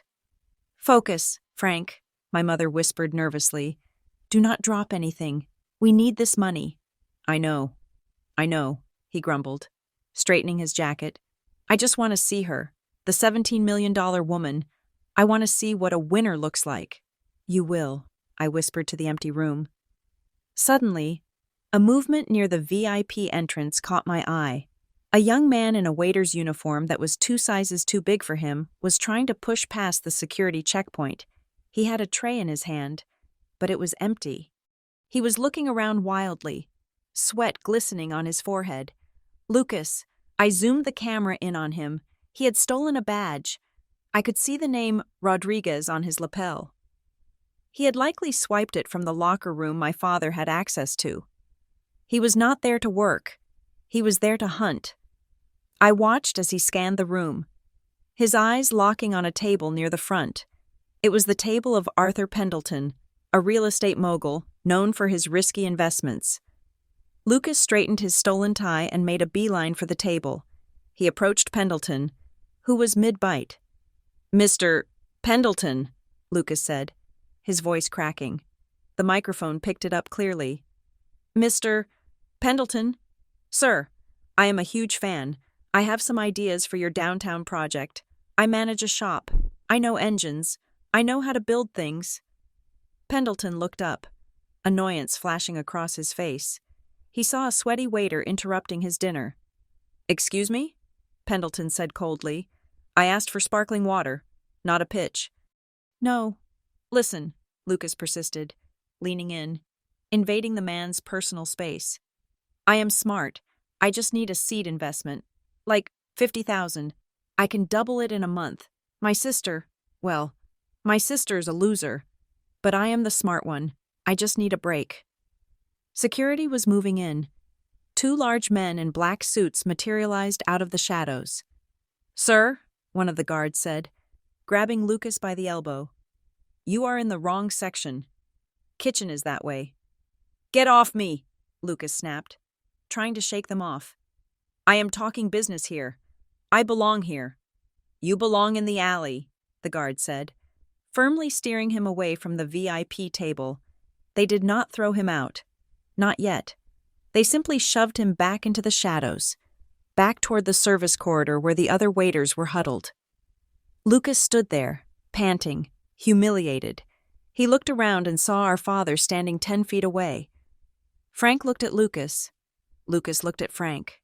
What are you doing here? Frank hissed, stepping over to him. You are going to get us fired. I am trying to network, Lucas whispered furiously. I am trying to save my life since your daughter ruined it. I need money, Dad. Shut up and grab a tray, Frank ordered. Act like you belong. If you get caught, do not tell them who I am. The family portrait was complete. The father servile and bitter. The mother terrified and obedient. The son delusional and desperate. All of them huddled in the dark corners of my castle, feeding on the crumbs of my feast. The lights in the ballroom began to dim. A hush fell over the crowd. The massive LED screens behind the stage flickered to life. The music swelled. A deep, resonant bass that vibrated in the chest. The logo of Vestra Corp appeared, spinning in silver and blue.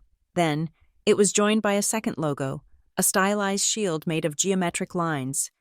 Aegis Protocol. A murmur went through the crowd. They knew the name. It was the name that appeared on their NDAs. It was the name that cleaned up their messes, but they had never seen it displayed so publicly. Ladies and gentlemen, the voice of God announcer boomed over the speakers. Please take your seats. My parents stopped moving. They stood near the edge of the stage, pressed against the wall to be out of the way. They were in the perfect position. Front row seats to their own reckoning. Tonight, the announcer continued, we celebrate vision. We celebrate the power of strategy. We celebrate the architects of the future. I turned away from the glass. I walked to the door of the green room. Leo was waiting for me. He held out a microphone. They are ready for you, Leo said. I took the microphone. It felt heavy, substantial. How do I look? I asked. Like retribution, Leo said. I walked down the short hallway to the wings of the stage. I could see the audience through the curtain. I could see the white jacket of my father. He was looking up at the screen, his mouth slightly open. For the past decade, the announcer's voice rose. One name has whispered through the corridors of power. One entity has protected the integrity of the global market. One woman has stood between chaos and order. The screen flashed with images of data streams, of stock markets rising, of headlines changing from negative to positive. She is the global strategic advisor to Vestra Corporation. She is the founder of Aegis Protocol, and tonight, she steps out of the shadows for the very first time. My heart did not race. My hands did not shake. I felt a supreme, icy calm. Our $17 million partner, the announcer roared. I saw my father grab my mother's arm. I saw him point at the screen, excited to see this mythical creature. Please welcome.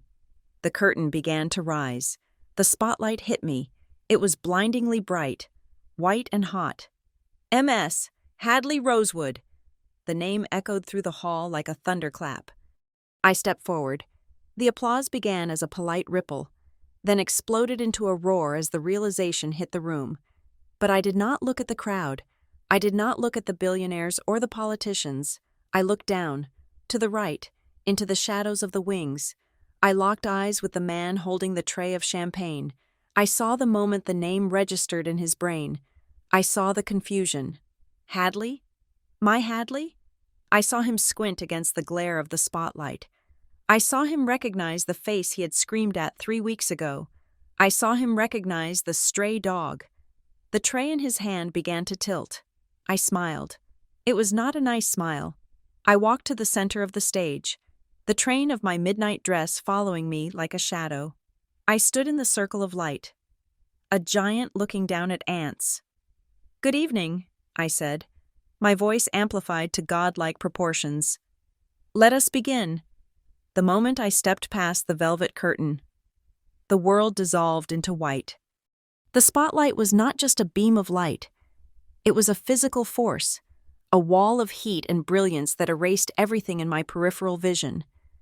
For a heartbeat, I was blind.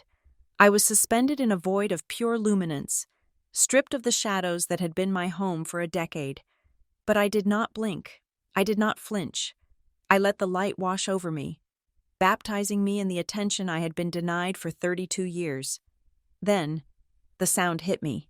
It started as a rumble in the floorboards, a vibration that traveled up through the soles of my heels, and then it exploded. 3,000 people, the titans of industry, the political brokers, the cultural architects, rose to their feet. The applause was deafening. It was a roar like the ocean crashing against a cliff face. They were not just clapping, they were cheering. They were acknowledging the arrival of a peer, a power, a force they had respected in the abstract and now worshipped in the flesh. I walked to the center of the stage. My midnight blue dress caught the light, shimmering like a galaxy of captured stars. I stood behind the podium, gripping the edges of the cool metal. I looked out into the cavernous hall. My eyes adjusted to the glare, and the faceless sea of admiration resolved into individuals. I saw the envy in the eyes of the women. I saw the hunger in the eyes of the men.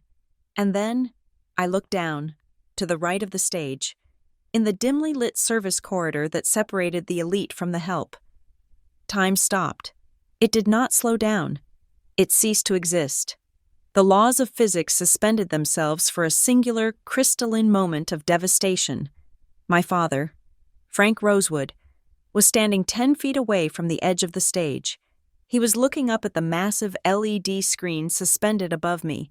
The screen was 50 feet wide. It displayed my face, sharp, high resolution, unyielding, next to the words, Hadley Rosewood, Strategic Architect. I watched the realization hit him. It was a physical blow. His jaw went slack. His eyes, usually narrowed in judgment, bulged with a cognitive dissonance so violent it threatened to snap his mind in two. He was trying to reconcile the image of the daughter he had thrown into the snow, the parasite, the failure, the stray dog, with the titan towering over him. The math did not work. The reality he had constructed, where he was the martyr and I was the burden, disintegrated in an instant. His hands, calloused from years of factory work and trembling from the strain of servitude, forgot their function. The silver tray he was holding, laden with 20 crystal flutes of vintage Dom Perignon, tipped. I watched it fall. In my mind, it fell for hours. I saw the light catch the golden bubbles in the champagne. I saw the terror on my father's face as he realized what was happening. I saw the tray rotate, spilling the expensive liquid into the air like a golden rain. Crash. The sound of shattering glass was violent, a cacophony of destruction. But in the hall, amidst the thunderous standing ovation, it was silent. The roar of the crowd swallowed the mistake whole. No one heard the disaster except for me.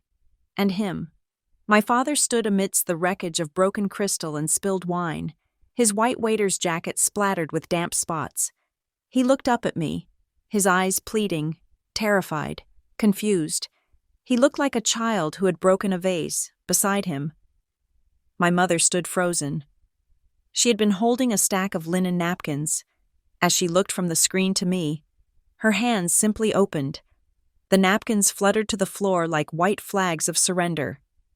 She brought her hands to her mouth, stifling a scream that never came. She was shaking. I could see the tremors from the stage. She was looking at a stranger who wore her daughter's face. I did not look away. I did not offer a comforting smile. I let my gaze linger on them for 1 second longer, just enough to let them know that I saw them, that I knew, that this was intentional. Then, I lifted my chin and turned to the microphone. The applause began to die down. Replaced by an expectant hush, 3,000 people held their breath, waiting for the oracle to speak. "Thank you," I said. My voice was amplified by the $1 million sound system, booming through the hall with a resonance that shook the dust from the rafters. It was not the soft, apologetic voice I used at the dinner table. It was a voice of command. "Please, be seated." The rustle of silk and wool filled the room as the audience obeyed. 10 years ago, I began, my eyes scanning the crowd, but my mind focused on the two people shivering in the wings. I was told that value is visible. I was told that work is only real if it breaks your back. I was told that if you are not sweating, you are stealing. I paused. I saw my father flinch. He recognized the words. They were his words. I was told, I continued, that I was a liability, a bad investment, a depreciating asset. I walked out from behind the podium. I wanted them to see me. I wanted them to see the posture, the dress, the absolute control. But in the world of high-stakes crisis management, we know that the most dangerous assets are the ones you cannot see. The silence before the market crash, the whisper that destroys a reputation, the algorithm that rewrites history. I built my empire in that silence. I built it in the dark, while the world told me I was sleeping. I pressed a button on the remote clicker in my hand. The screen behind me shifted. The image of my face was replaced by a complex, soaring graph. It was a revenue chart for Aegis Protocol. The line went up and up and up, defying gravity, and in the center of the screen, in bold, white numbers 10 feet tall, a figure appeared. $17 million. $17 million, I said, letting the number hang in the air. That is the annual retainer for my services. That is the price of my silence. That is the cost of my strategy. I heard a gasp from the service wing. My father was staring at the number. He was mouthing it. 17 million. He had thrown me out for $20. He had valued my life at the price of a cheap lunch, and now, the number 17 million was burning itself into his retinas. I could see him doing the calculation. He was realizing that every hour I had spent in my room, playing games, I had been earning more than he made in a decade. The regret on his face was not the regret of a father who missed his child. It was the greed of a man who realized he had thrown away a winning lottery ticket. Suddenly, there was a commotion in the wings. The floor manager for the catering company, a man with a headset and a short temper, had descended upon the scene of the accident. He saw the broken glass. He saw the spilled champagne soaking into the expensive carpet. He saw my father standing there like a statue. The manager grabbed my father by the arm. He was shouting. Though the glass wall dampened the sound, I could see the anger in his body language. He was berating my father. He was pointing at the exit. He was firing him. He began to drag my father away. My father stumbled, his feet slipping on the wet floor. He looked pathetic. He looked small. He was being discarded, just as he had discarded me. My mother tried to intervene, grabbing the manager's sleeve, but he shook her off. It would have been easy to let it happen. It would have been poetic, to let him be thrown out into the cold, just as he had done to me, to let him feel the shame of eviction, but that was too easy. If he left now, he could run away. He could hide in his anger. He could tell himself that he was a victim of a cruel boss. No, I needed him to stay. I needed him to witness the rest. I needed him to see the standing ovation at the end. I needed him to understand exactly what he had lost. I stopped speaking. The silence in the hall was instant and absolute. The audience sensed the shift. They looked at me, confused. I raised my hand, pointing a finger directly at the shadows of the stage wing. "Stop," I said. The word was a command. It cracked like a whip. The catering manager froze. He looked up, blinded by the stage lights. unsure if the voice from the heavens was talking to him. "Excuse me," I said, my voice dropping to a dangerous, icy register. "The man in the white jacket, the one you are dragging away." The manager let go of my father's arm. My father stood there, trembling, looking up at me with a mixture of hope and terror. "Leave him," I said. A murmur went through the crowd. 3,000 heads turned. They craned their necks to see who the keynote speaker was addressing. The spotlight operator, sensing the drama, swung a secondary beam of light toward the wings. The beam hit my father. He was illuminated in his shame. The broken glass glittered around his feet. The stain on his jacket was visible to everyone. He shrank back, trying to cover his face. But there was nowhere to hide. He was exposed. "But Ms. Rosewood," the manager stammered, his voice barely audible. "He dropped the tray. He is disrupting the event. I am removing him." "I said leave him," I repeated, my voice echoing off the walls. "Do not remove him. Do not fire him. And do not clean up that glass yet." I walked to the edge of the stage, towering over them. "That man," I said, looking directly at my father, locking eyes with him, "needs to stay. He needs to stand right there. He needs to hear the rest of this speech. It is very important for his education." The audience was confused. They whispered to each other. "Who is he? Is this part of the show? Is it a metaphor?" To them, he was a prop, a symbol of the clumsy old world clashing with the new. To me, he was the man who told me I would never amount to anything. "Let him stand there," I said, my voice softening into a terrifying calm. "I want him to watch. I want him to see exactly what playing pretend looks like when it generates $17 million a year." My father's knees buckled. He grabbed the wall for support. He understood. He knew I was quoting him. He knew that this entire spectacle, this entire arena of wealth and power, had been weaponized for an audience of one. My mother was sobbing silently, her hand over her mouth. She looked from me to the screen to her husband. The realization was crushing her. I turned back to the audience. I adjusted my dress. I smiled, and the warmth returned to my face, a mask of professional charisma sliding back into place. "Forgive the interruption," I said to the crowd. As I was saying, true power is the ability to control the narrative. It is the ability to take a situation that looks like a disaster, like a tray of broken glass, or a child kicked out into the snow, and turn it into a fortune. The audience, sensing that the tension had broken and that they were witnessing something profound, erupted into applause again. They clapped for the metaphor. They clapped for the control. I looked back at the wing one last time. My father was still standing there, pinned by the spotlight, forced to endure the thunderous sound of my success. He could not leave. He could not speak. He could only watch as his daughter, the useless girl, held the world in the palm of her hand. "Let me tell you a story," I said, leaning into the microphone, "about a $20 investment that yielded the highest return in history." The applause that followed my speech was not just a sound, it was a physical barrier, a wall of noise that separated the past from the present. As I descended the stairs from the stage, the light followed me, clinging to the midnight blue silk of my dress. I was instantly engulfed by a sea of tuxedos and diamonds. Hands reached out to touch my arm. Business cards were thrust toward me like religious offerings, and voices clamored for a second of my attention. These were the captains of industry, the people who ran the world, and they were looking at me with the hungry reverence of starving men seeing a feast.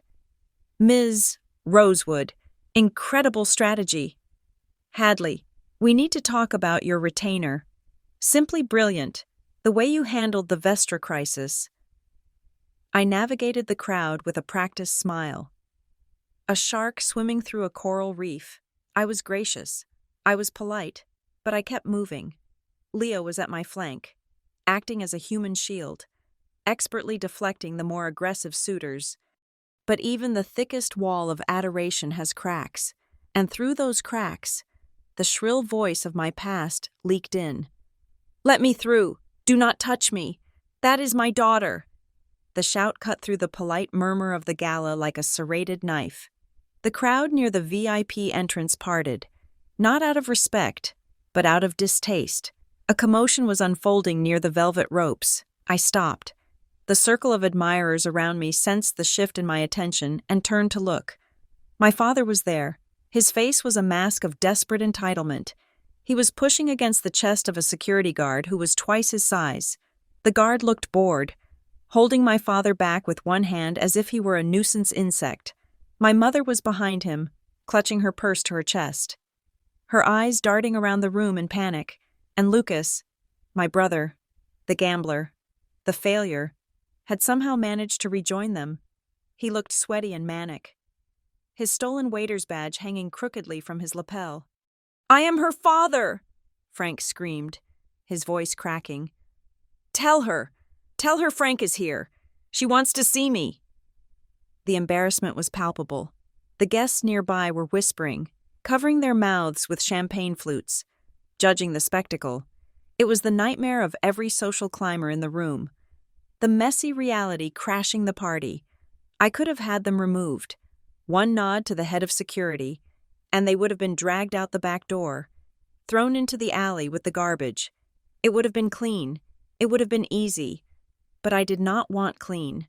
I wanted total, scorched earth victory. I caught the eye of the lead guard. I raised my hand, a slow, deliberate gesture. "Let them in," I said. My voice was not loud, but in the sudden silence of the immediate area, it carried. The guard hesitated, then stepped back. The velvet rope was unhooked. My family stumbled forward. They looked like refugees entering a palace. They brushed off their clothes, trying to regain some shred of dignity. My father straightened his bow tie, which was comically askew. He looked around at the staring crowd, and for a second, I saw the fear in his eyes. He knew he didn't belong. "This way," I said. I turned and walked toward a small, private conference room located just off the main ballroom. It was a space designed for signing deals in private, with glass walls that had been frosted for privacy, but the door was wide, heavy mahogany. I walked in. They followed me, drawn like moths to the flame of my success. As they entered, Leo moved to close the door. "Leave it," I commanded. Leo froze. He looked at me, then at the crowd of reporters and VIPs gathering just outside the threshold, straining to hear. "Leave it open," I repeated. "I want the air to circulate." Leo nodded slowly. Understanding the play, he stepped back, leaving the door ajar by a good 2 feet. The acoustics of the room were excellent. Anyone standing within 20 feet of the door would hear every word, and there were a lot of people standing there. My father walked to the center of the room. He looked at the leather chairs, the crystal decanter on the sideboard, the sheer wealth of the space. Then he looked at me, and then the transformation happened.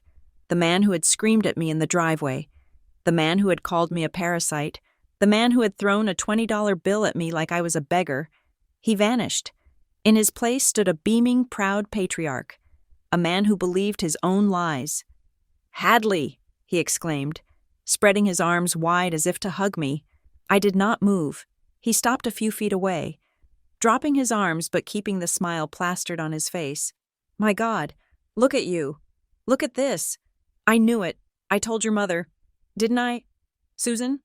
I said, "That girl is going to do something big." He laughed, a fake, booming sound that made my skin crawl. "I know I was hard on you," he continued, glancing nervously at the open door, performing for the audience outside. "I know I pushed you, but look at the result. Sometimes, a parent has to be the villain to get the child to fly. I had to kick you out of the nest, honey. It was the only way to make you spread your wings. It was tough love. And look, it worked. You are a millionaire." He looked at me with expectant eyes, waiting for me to validate his narrative. He wanted me to say, "Yes, Dad, thank you for abusing me. It made me strong." He wanted absolution. He wanted credit. My mother stepped forward, tears streaming down her face. But they were not tears of apology. They were tears of relief. She saw the dress. She saw the diamonds I wasn't wearing but could afford. She saw safety. "Oh, Hadley," she sobbed, reaching out a trembling hand. "We missed you so much. The house is so empty without you. Please, just come home. We can forget all that silliness. Your room is exactly how you left it. We can be a family again." And then there was Lucas. He had been staring at the branding on the wall, the Vestra and Aegis logos. He was doing mental math. He stepped forward, pushing past our mother. The arrogance was back, fueled by the proximity to wealth. "Seriously, sis," Lucas said, grinning. 17 million a year? That is insane. You were holding out on us. Look, I am sorry I called you useless. Clearly, you had a plan. But hey, now that we are all good, I really need a car. The Charger is dead, and I have some debts. Nothing big. Just like 50 grand. You can cover that with pocket change now, right? We are family. Blood is thicker than water, right? The trifecta of hypocrisy was complete. The gaslighting father, the enabling mother, the parasitic brother. I let the silence stretch. I let it hang in the room until it was heavy and suffocating. Outside, the murmur of the crowd had died down. They were listening. They were leaning in. Then, I laughed. It was a cold, dry sound. It was the sound of a judge passing a sentence. "Tough love," I repeated, tasting the words. "Is that what we are calling it now, Frank?" "It motivated you," my father insisted, though his smile faltered slightly. "You cannot deny that. 2 weeks ago you were on the couch. Now you are here. I did that." "You did nothing," I said. I walked over to the sideboard and picked up my tablet. I tapped the screen, linking it to the large presentation monitor mounted on the wall of the conference room. "You think I built this empire in 2 weeks?" I asked. "You think I generated $17 million in revenue since you threw my suitcase in the mud?" I swiped the screen. A spreadsheet appeared on the monitor. It was detailed, categorized, and undeniable. "This is a ledger of my anonymous expenditures over the last 3 years," I said. My voice was clear, projecting out into the hallway. "Let us review the data." I pointed to the first column. "The mortgage on the house in Oakwood." I said, "You told everyone you paid it off with your severance package from the factory. But your severance package was gone in 6 months. Frank, you gambled it away on penny stocks. Who do you think paid the remaining $240,000? My father's face went pale. The bank said it was an adjustment." "It was me," I said. "I bought the debt and forgave it." I swiped again. "The heart medication you take every morning," I continued. $400 a pill. You think the Veterans Assistance Grant covers that? You were never in active combat. Dad, you do not qualify. That is a shell charity I set up. I pay for every single beat of your heart." My mother gasped. She looked at Frank, who was now sweating profusely. I turned to Lucas. "And the car?"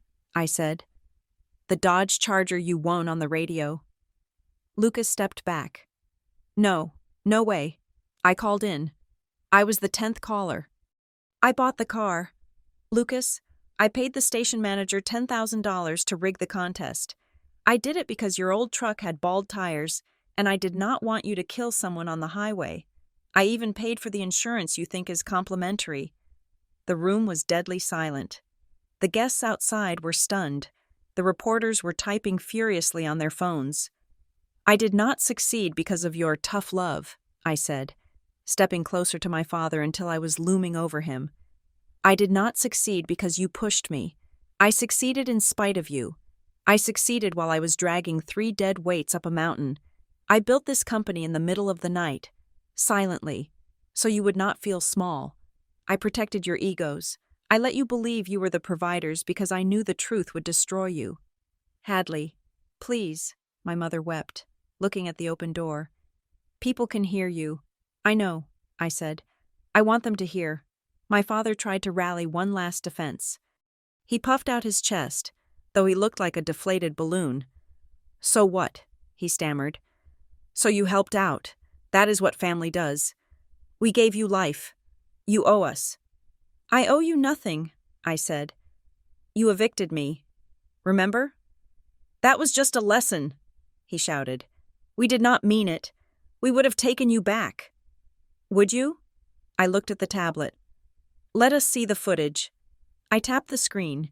The video player opened. It was the security footage from the camera above the garage. The one I had installed. The timestamp was 2 weeks ago. It was night. The snow was falling.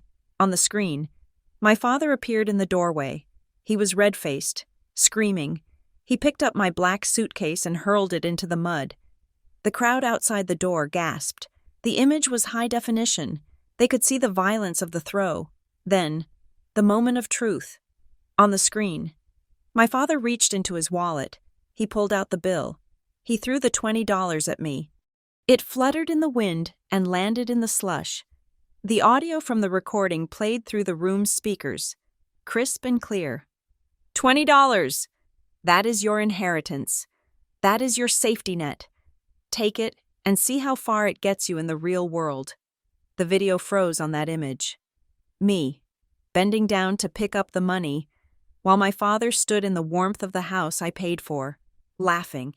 I looked at the real Frank Rosewood standing in front of me. He was destroyed. His jaw hung open. He looked at the screen, then at the people outside the door. He saw the judgment in their eyes. He saw the disgust.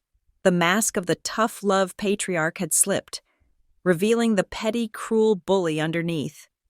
You threw me away for $20, I said softly. You valued your own daughter at the price of a pizza. I was angry, he whispered, his voice trembling. I didn't know you had money. Exactly, I said. You only love me now because I have value to you. You do not love me. You love the $17 million. I turned to the door. I saw the faces of the elite of Chicago. They were looking at my parents with absolute revulsion. In their world, money was power, but family was legacy. To treat a child like that, to throw away a genius like garbage, was a sin they could not forgive. They know, I said to my father. Everyone knows. The neighbors will know by morning. The church will know. The guys at the catering company know. You are not the proud father of a success story. Frank, you are the man who threw away a gold mine because he was too stupid to recognize the ore. Lucas tried to grab my arm. Hadley, come on, stop this. Just give us a check and we will go. We will disappear. I pulled my arm away as if he were burning. A check?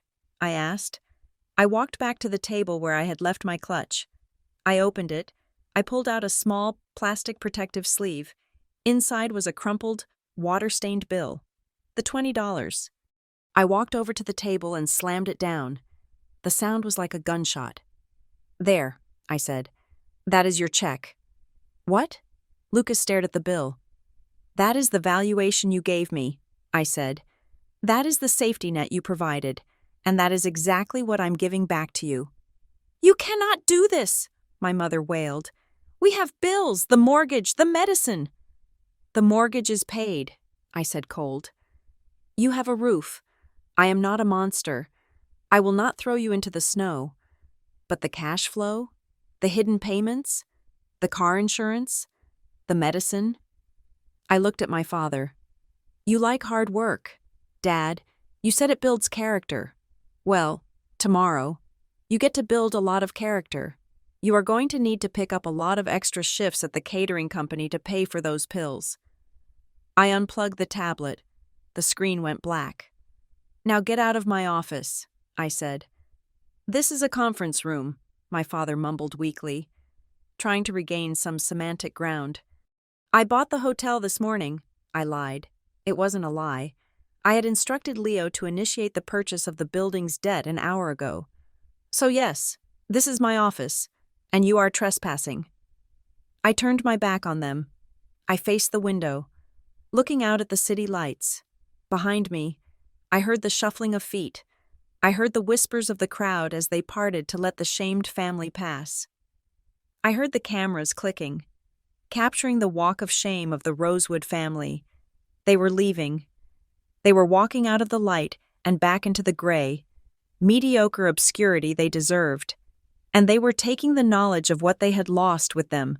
It was a burden heavier than any tray of champagne. "Leo," I said into the silence of the room. "Yes." "Hadley? Have the car brought around, and call the foundation. Tell them to double the donation to the homeless shelter this month." "In whose name?" "In the name of Frank Rosewood," I said, a small, cold smile touching my lips. He always wanted to help people learn the value of survival. The silence in the conference room was heavy, pressurized by the weight of the crumpled $20 bill sitting on the polished mahogany table. It was a small piece of paper, stained with the slush of a Chicago winter. But in that moment, it held more gravity than the $17 million in contracts I had celebrated on stage. My parents stared at it. They looked at the bill, then at me, then at the open door where the world was watching. The shame was burning them alive, stripping away the layers of self-righteousness they had worn for decades. But denial is a powerful drug, and my father was an addict. He blinked, shaking his head as if he could physically rattle the reality into a shape he recognized. The bully was gone, destroyed by the video footage. So he reached for the only weapon he had left. He reached for guilt. "Hadley," he said, his voice cracking. He took a step forward, his hands open in a plea. "Put the money away, please. You made your point. You embarrassed us, okay? You won. But you cannot leave us like this. We are blood. We are your family." "Blood," I repeated. The word tasted metallic. "That is an interesting biological fact, Frank, but in business, we call that a sunk cost." "Do not talk like a machine," my mother cried out. She wiped her eyes, smearing mascara across her cheeks. "We are your parents. We fed you. We clothed you. You cannot just abandon us when you are sitting on a gold mine. It is immoral. It is a sin. You have a duty to share this blessing with the people who raised you." "A duty," I said. "I agree. I do have a duty."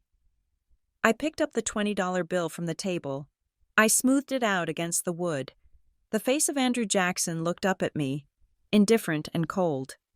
"2 weeks ago, you established the market value of our relationship," I said, my voice steady and devoid of anger. "You told me that this bill was my inheritance. You told me it was my safety net. You were very specific, Frank. You said, and I quote, 'See how far it gets you.' You set the price." I placed the bill back on the table, sliding it slowly across the surface until it stopped right at the edge, directly in front of my father's shaking hands. "I am honoring your valuation," I said. "This is it. This is the extent of my financial support for you. $20. Spend it wisely. I hear the cafeteria at the shelter has good soup." "You are joking," Lucas scoffed. Stepping forward, the arrogance on his face was brittle, cracking under the strain of his panic. "You are not going to leave us with $20. You are worth millions. You are going to buy me a car, and you are going to pay off the house, and you are going to give Dad a stipend so he can quit this stupid waiter job. You have to. If you do not, we will go to the press. We will tell them you are a cold-hearted monster who lets her family starve." I looked at my brother.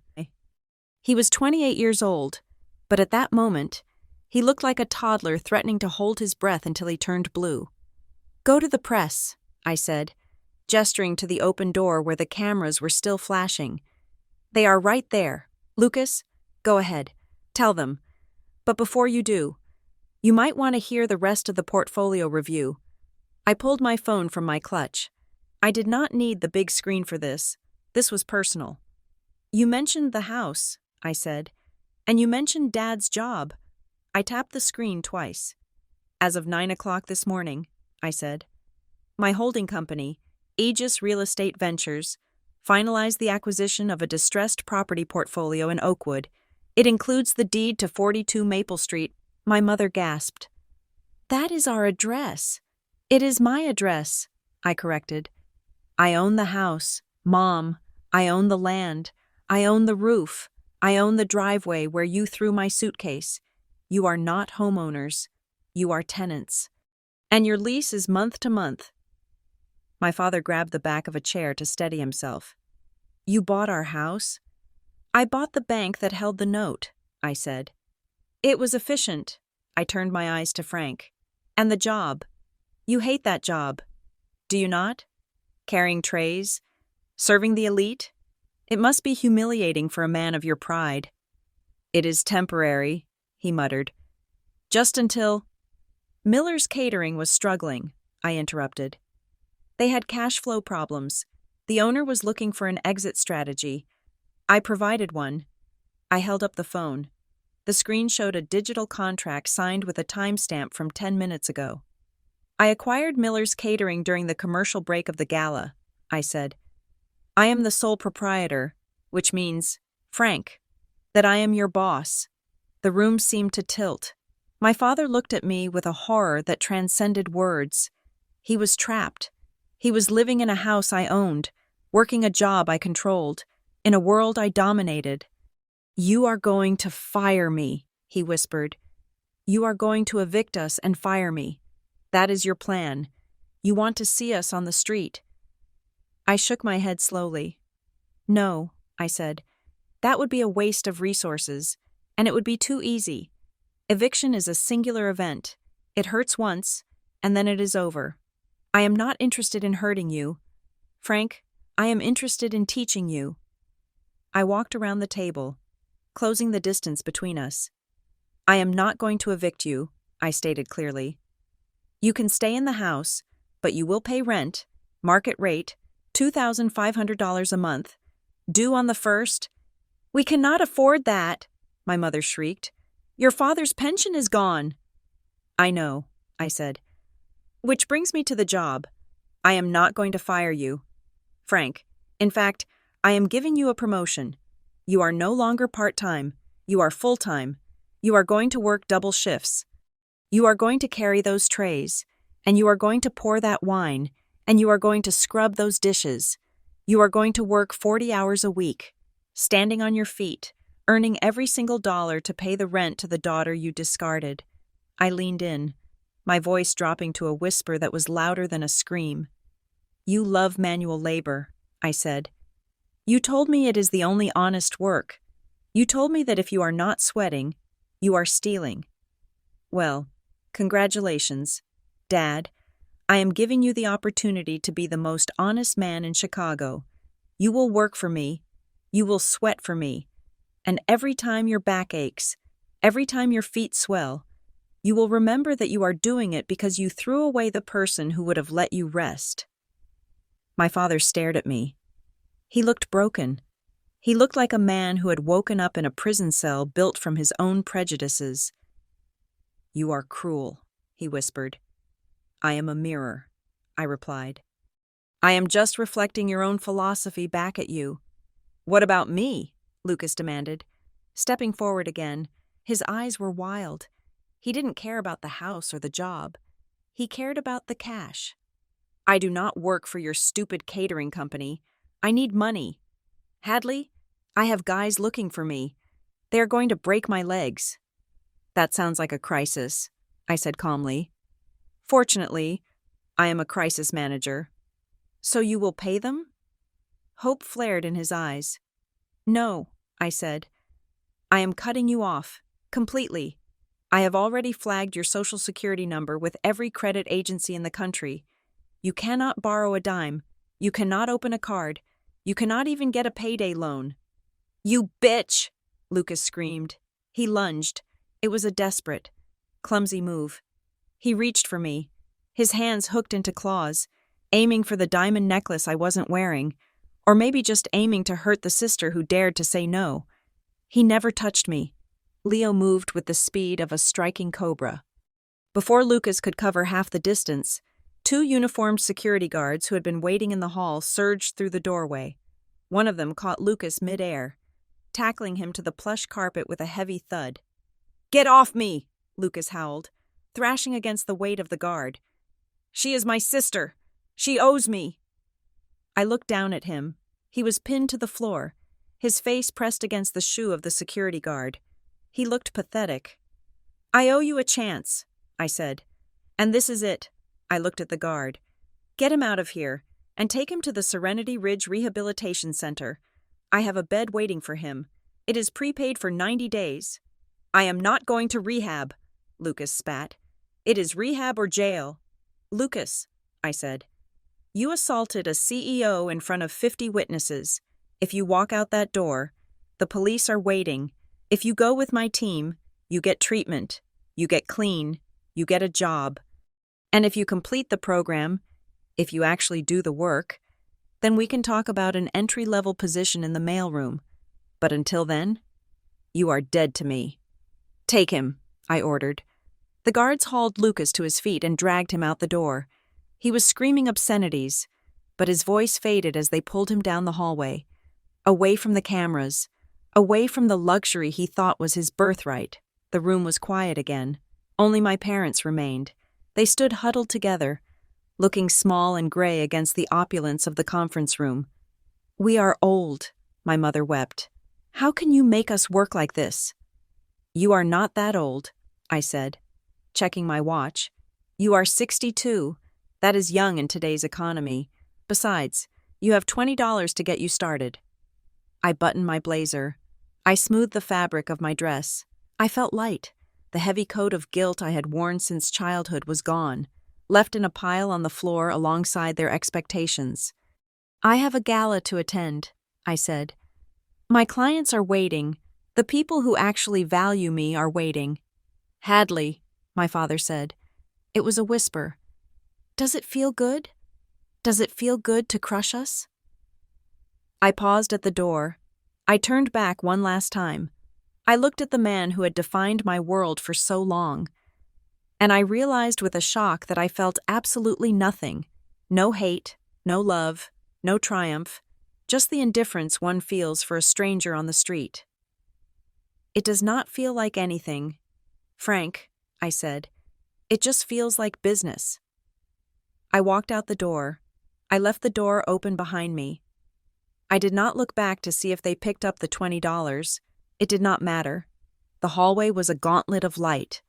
The press had been held back by the security team. But as I emerged, the flashbulbs erupted like a supernova. The world was hungry for the story. They had seen the drama through the open door, and they wanted the headline. A reporter from the Times shoved a microphone toward me. Ms. Rosewood, over here." I stopped. I turned to face the wall of cameras. I was perfectly composed. My makeup was flawless. My eyes were clear. "Ms. Rosewood," the reporter shouted over the din, "you just had a very public confrontation with your family. You are one of the most successful women in the country, yet you came from nothing. What is the secret? What is the biggest secret to your success?" The cameras zoomed in. The world leaned closer. I looked straight into the lens. I smiled. But it was a smile that didn't reach my eyes. It was the smile of a predator who had just finished a meal. "The secret," I said, my voice calm and resonant, "is simple. You have to learn how to convert the energy of rejection into assets. Every insult is a data point. Every closed door is a redirection to a better room. And the hardest lesson of all?" I paused. I thought of my father holding the tray. I thought of the $20 bill on the table. "Sometimes," I said, "you have to leave your family behind to find yourself. You cannot build a skyscraper if you are afraid to tear down the rotting shack that stands on the foundation." I turned and walked away. The flashes continued to pop, illuminating the path ahead, but I did not blink. I walked into the ballroom, into the music, into the future I had built with my own two hands. The past was behind me, finally and forever, as silent as a ghost. Thank you so much for listening to this story. It was a journey of cold revenge and sweet justice, and I hope you felt every moment of it. I would love to know where you are listening from right now. Are you in the busy streets of New York, the quiet countryside of England, or somewhere entirely different? Please leave a comment below and let me know. If you enjoyed this story, Please subscribe to the BitterSweet Drama Stories channel, like this video, and hit that hype button so we can share this emotional roller coaster with even more people. Your support means the world to us. Until next time.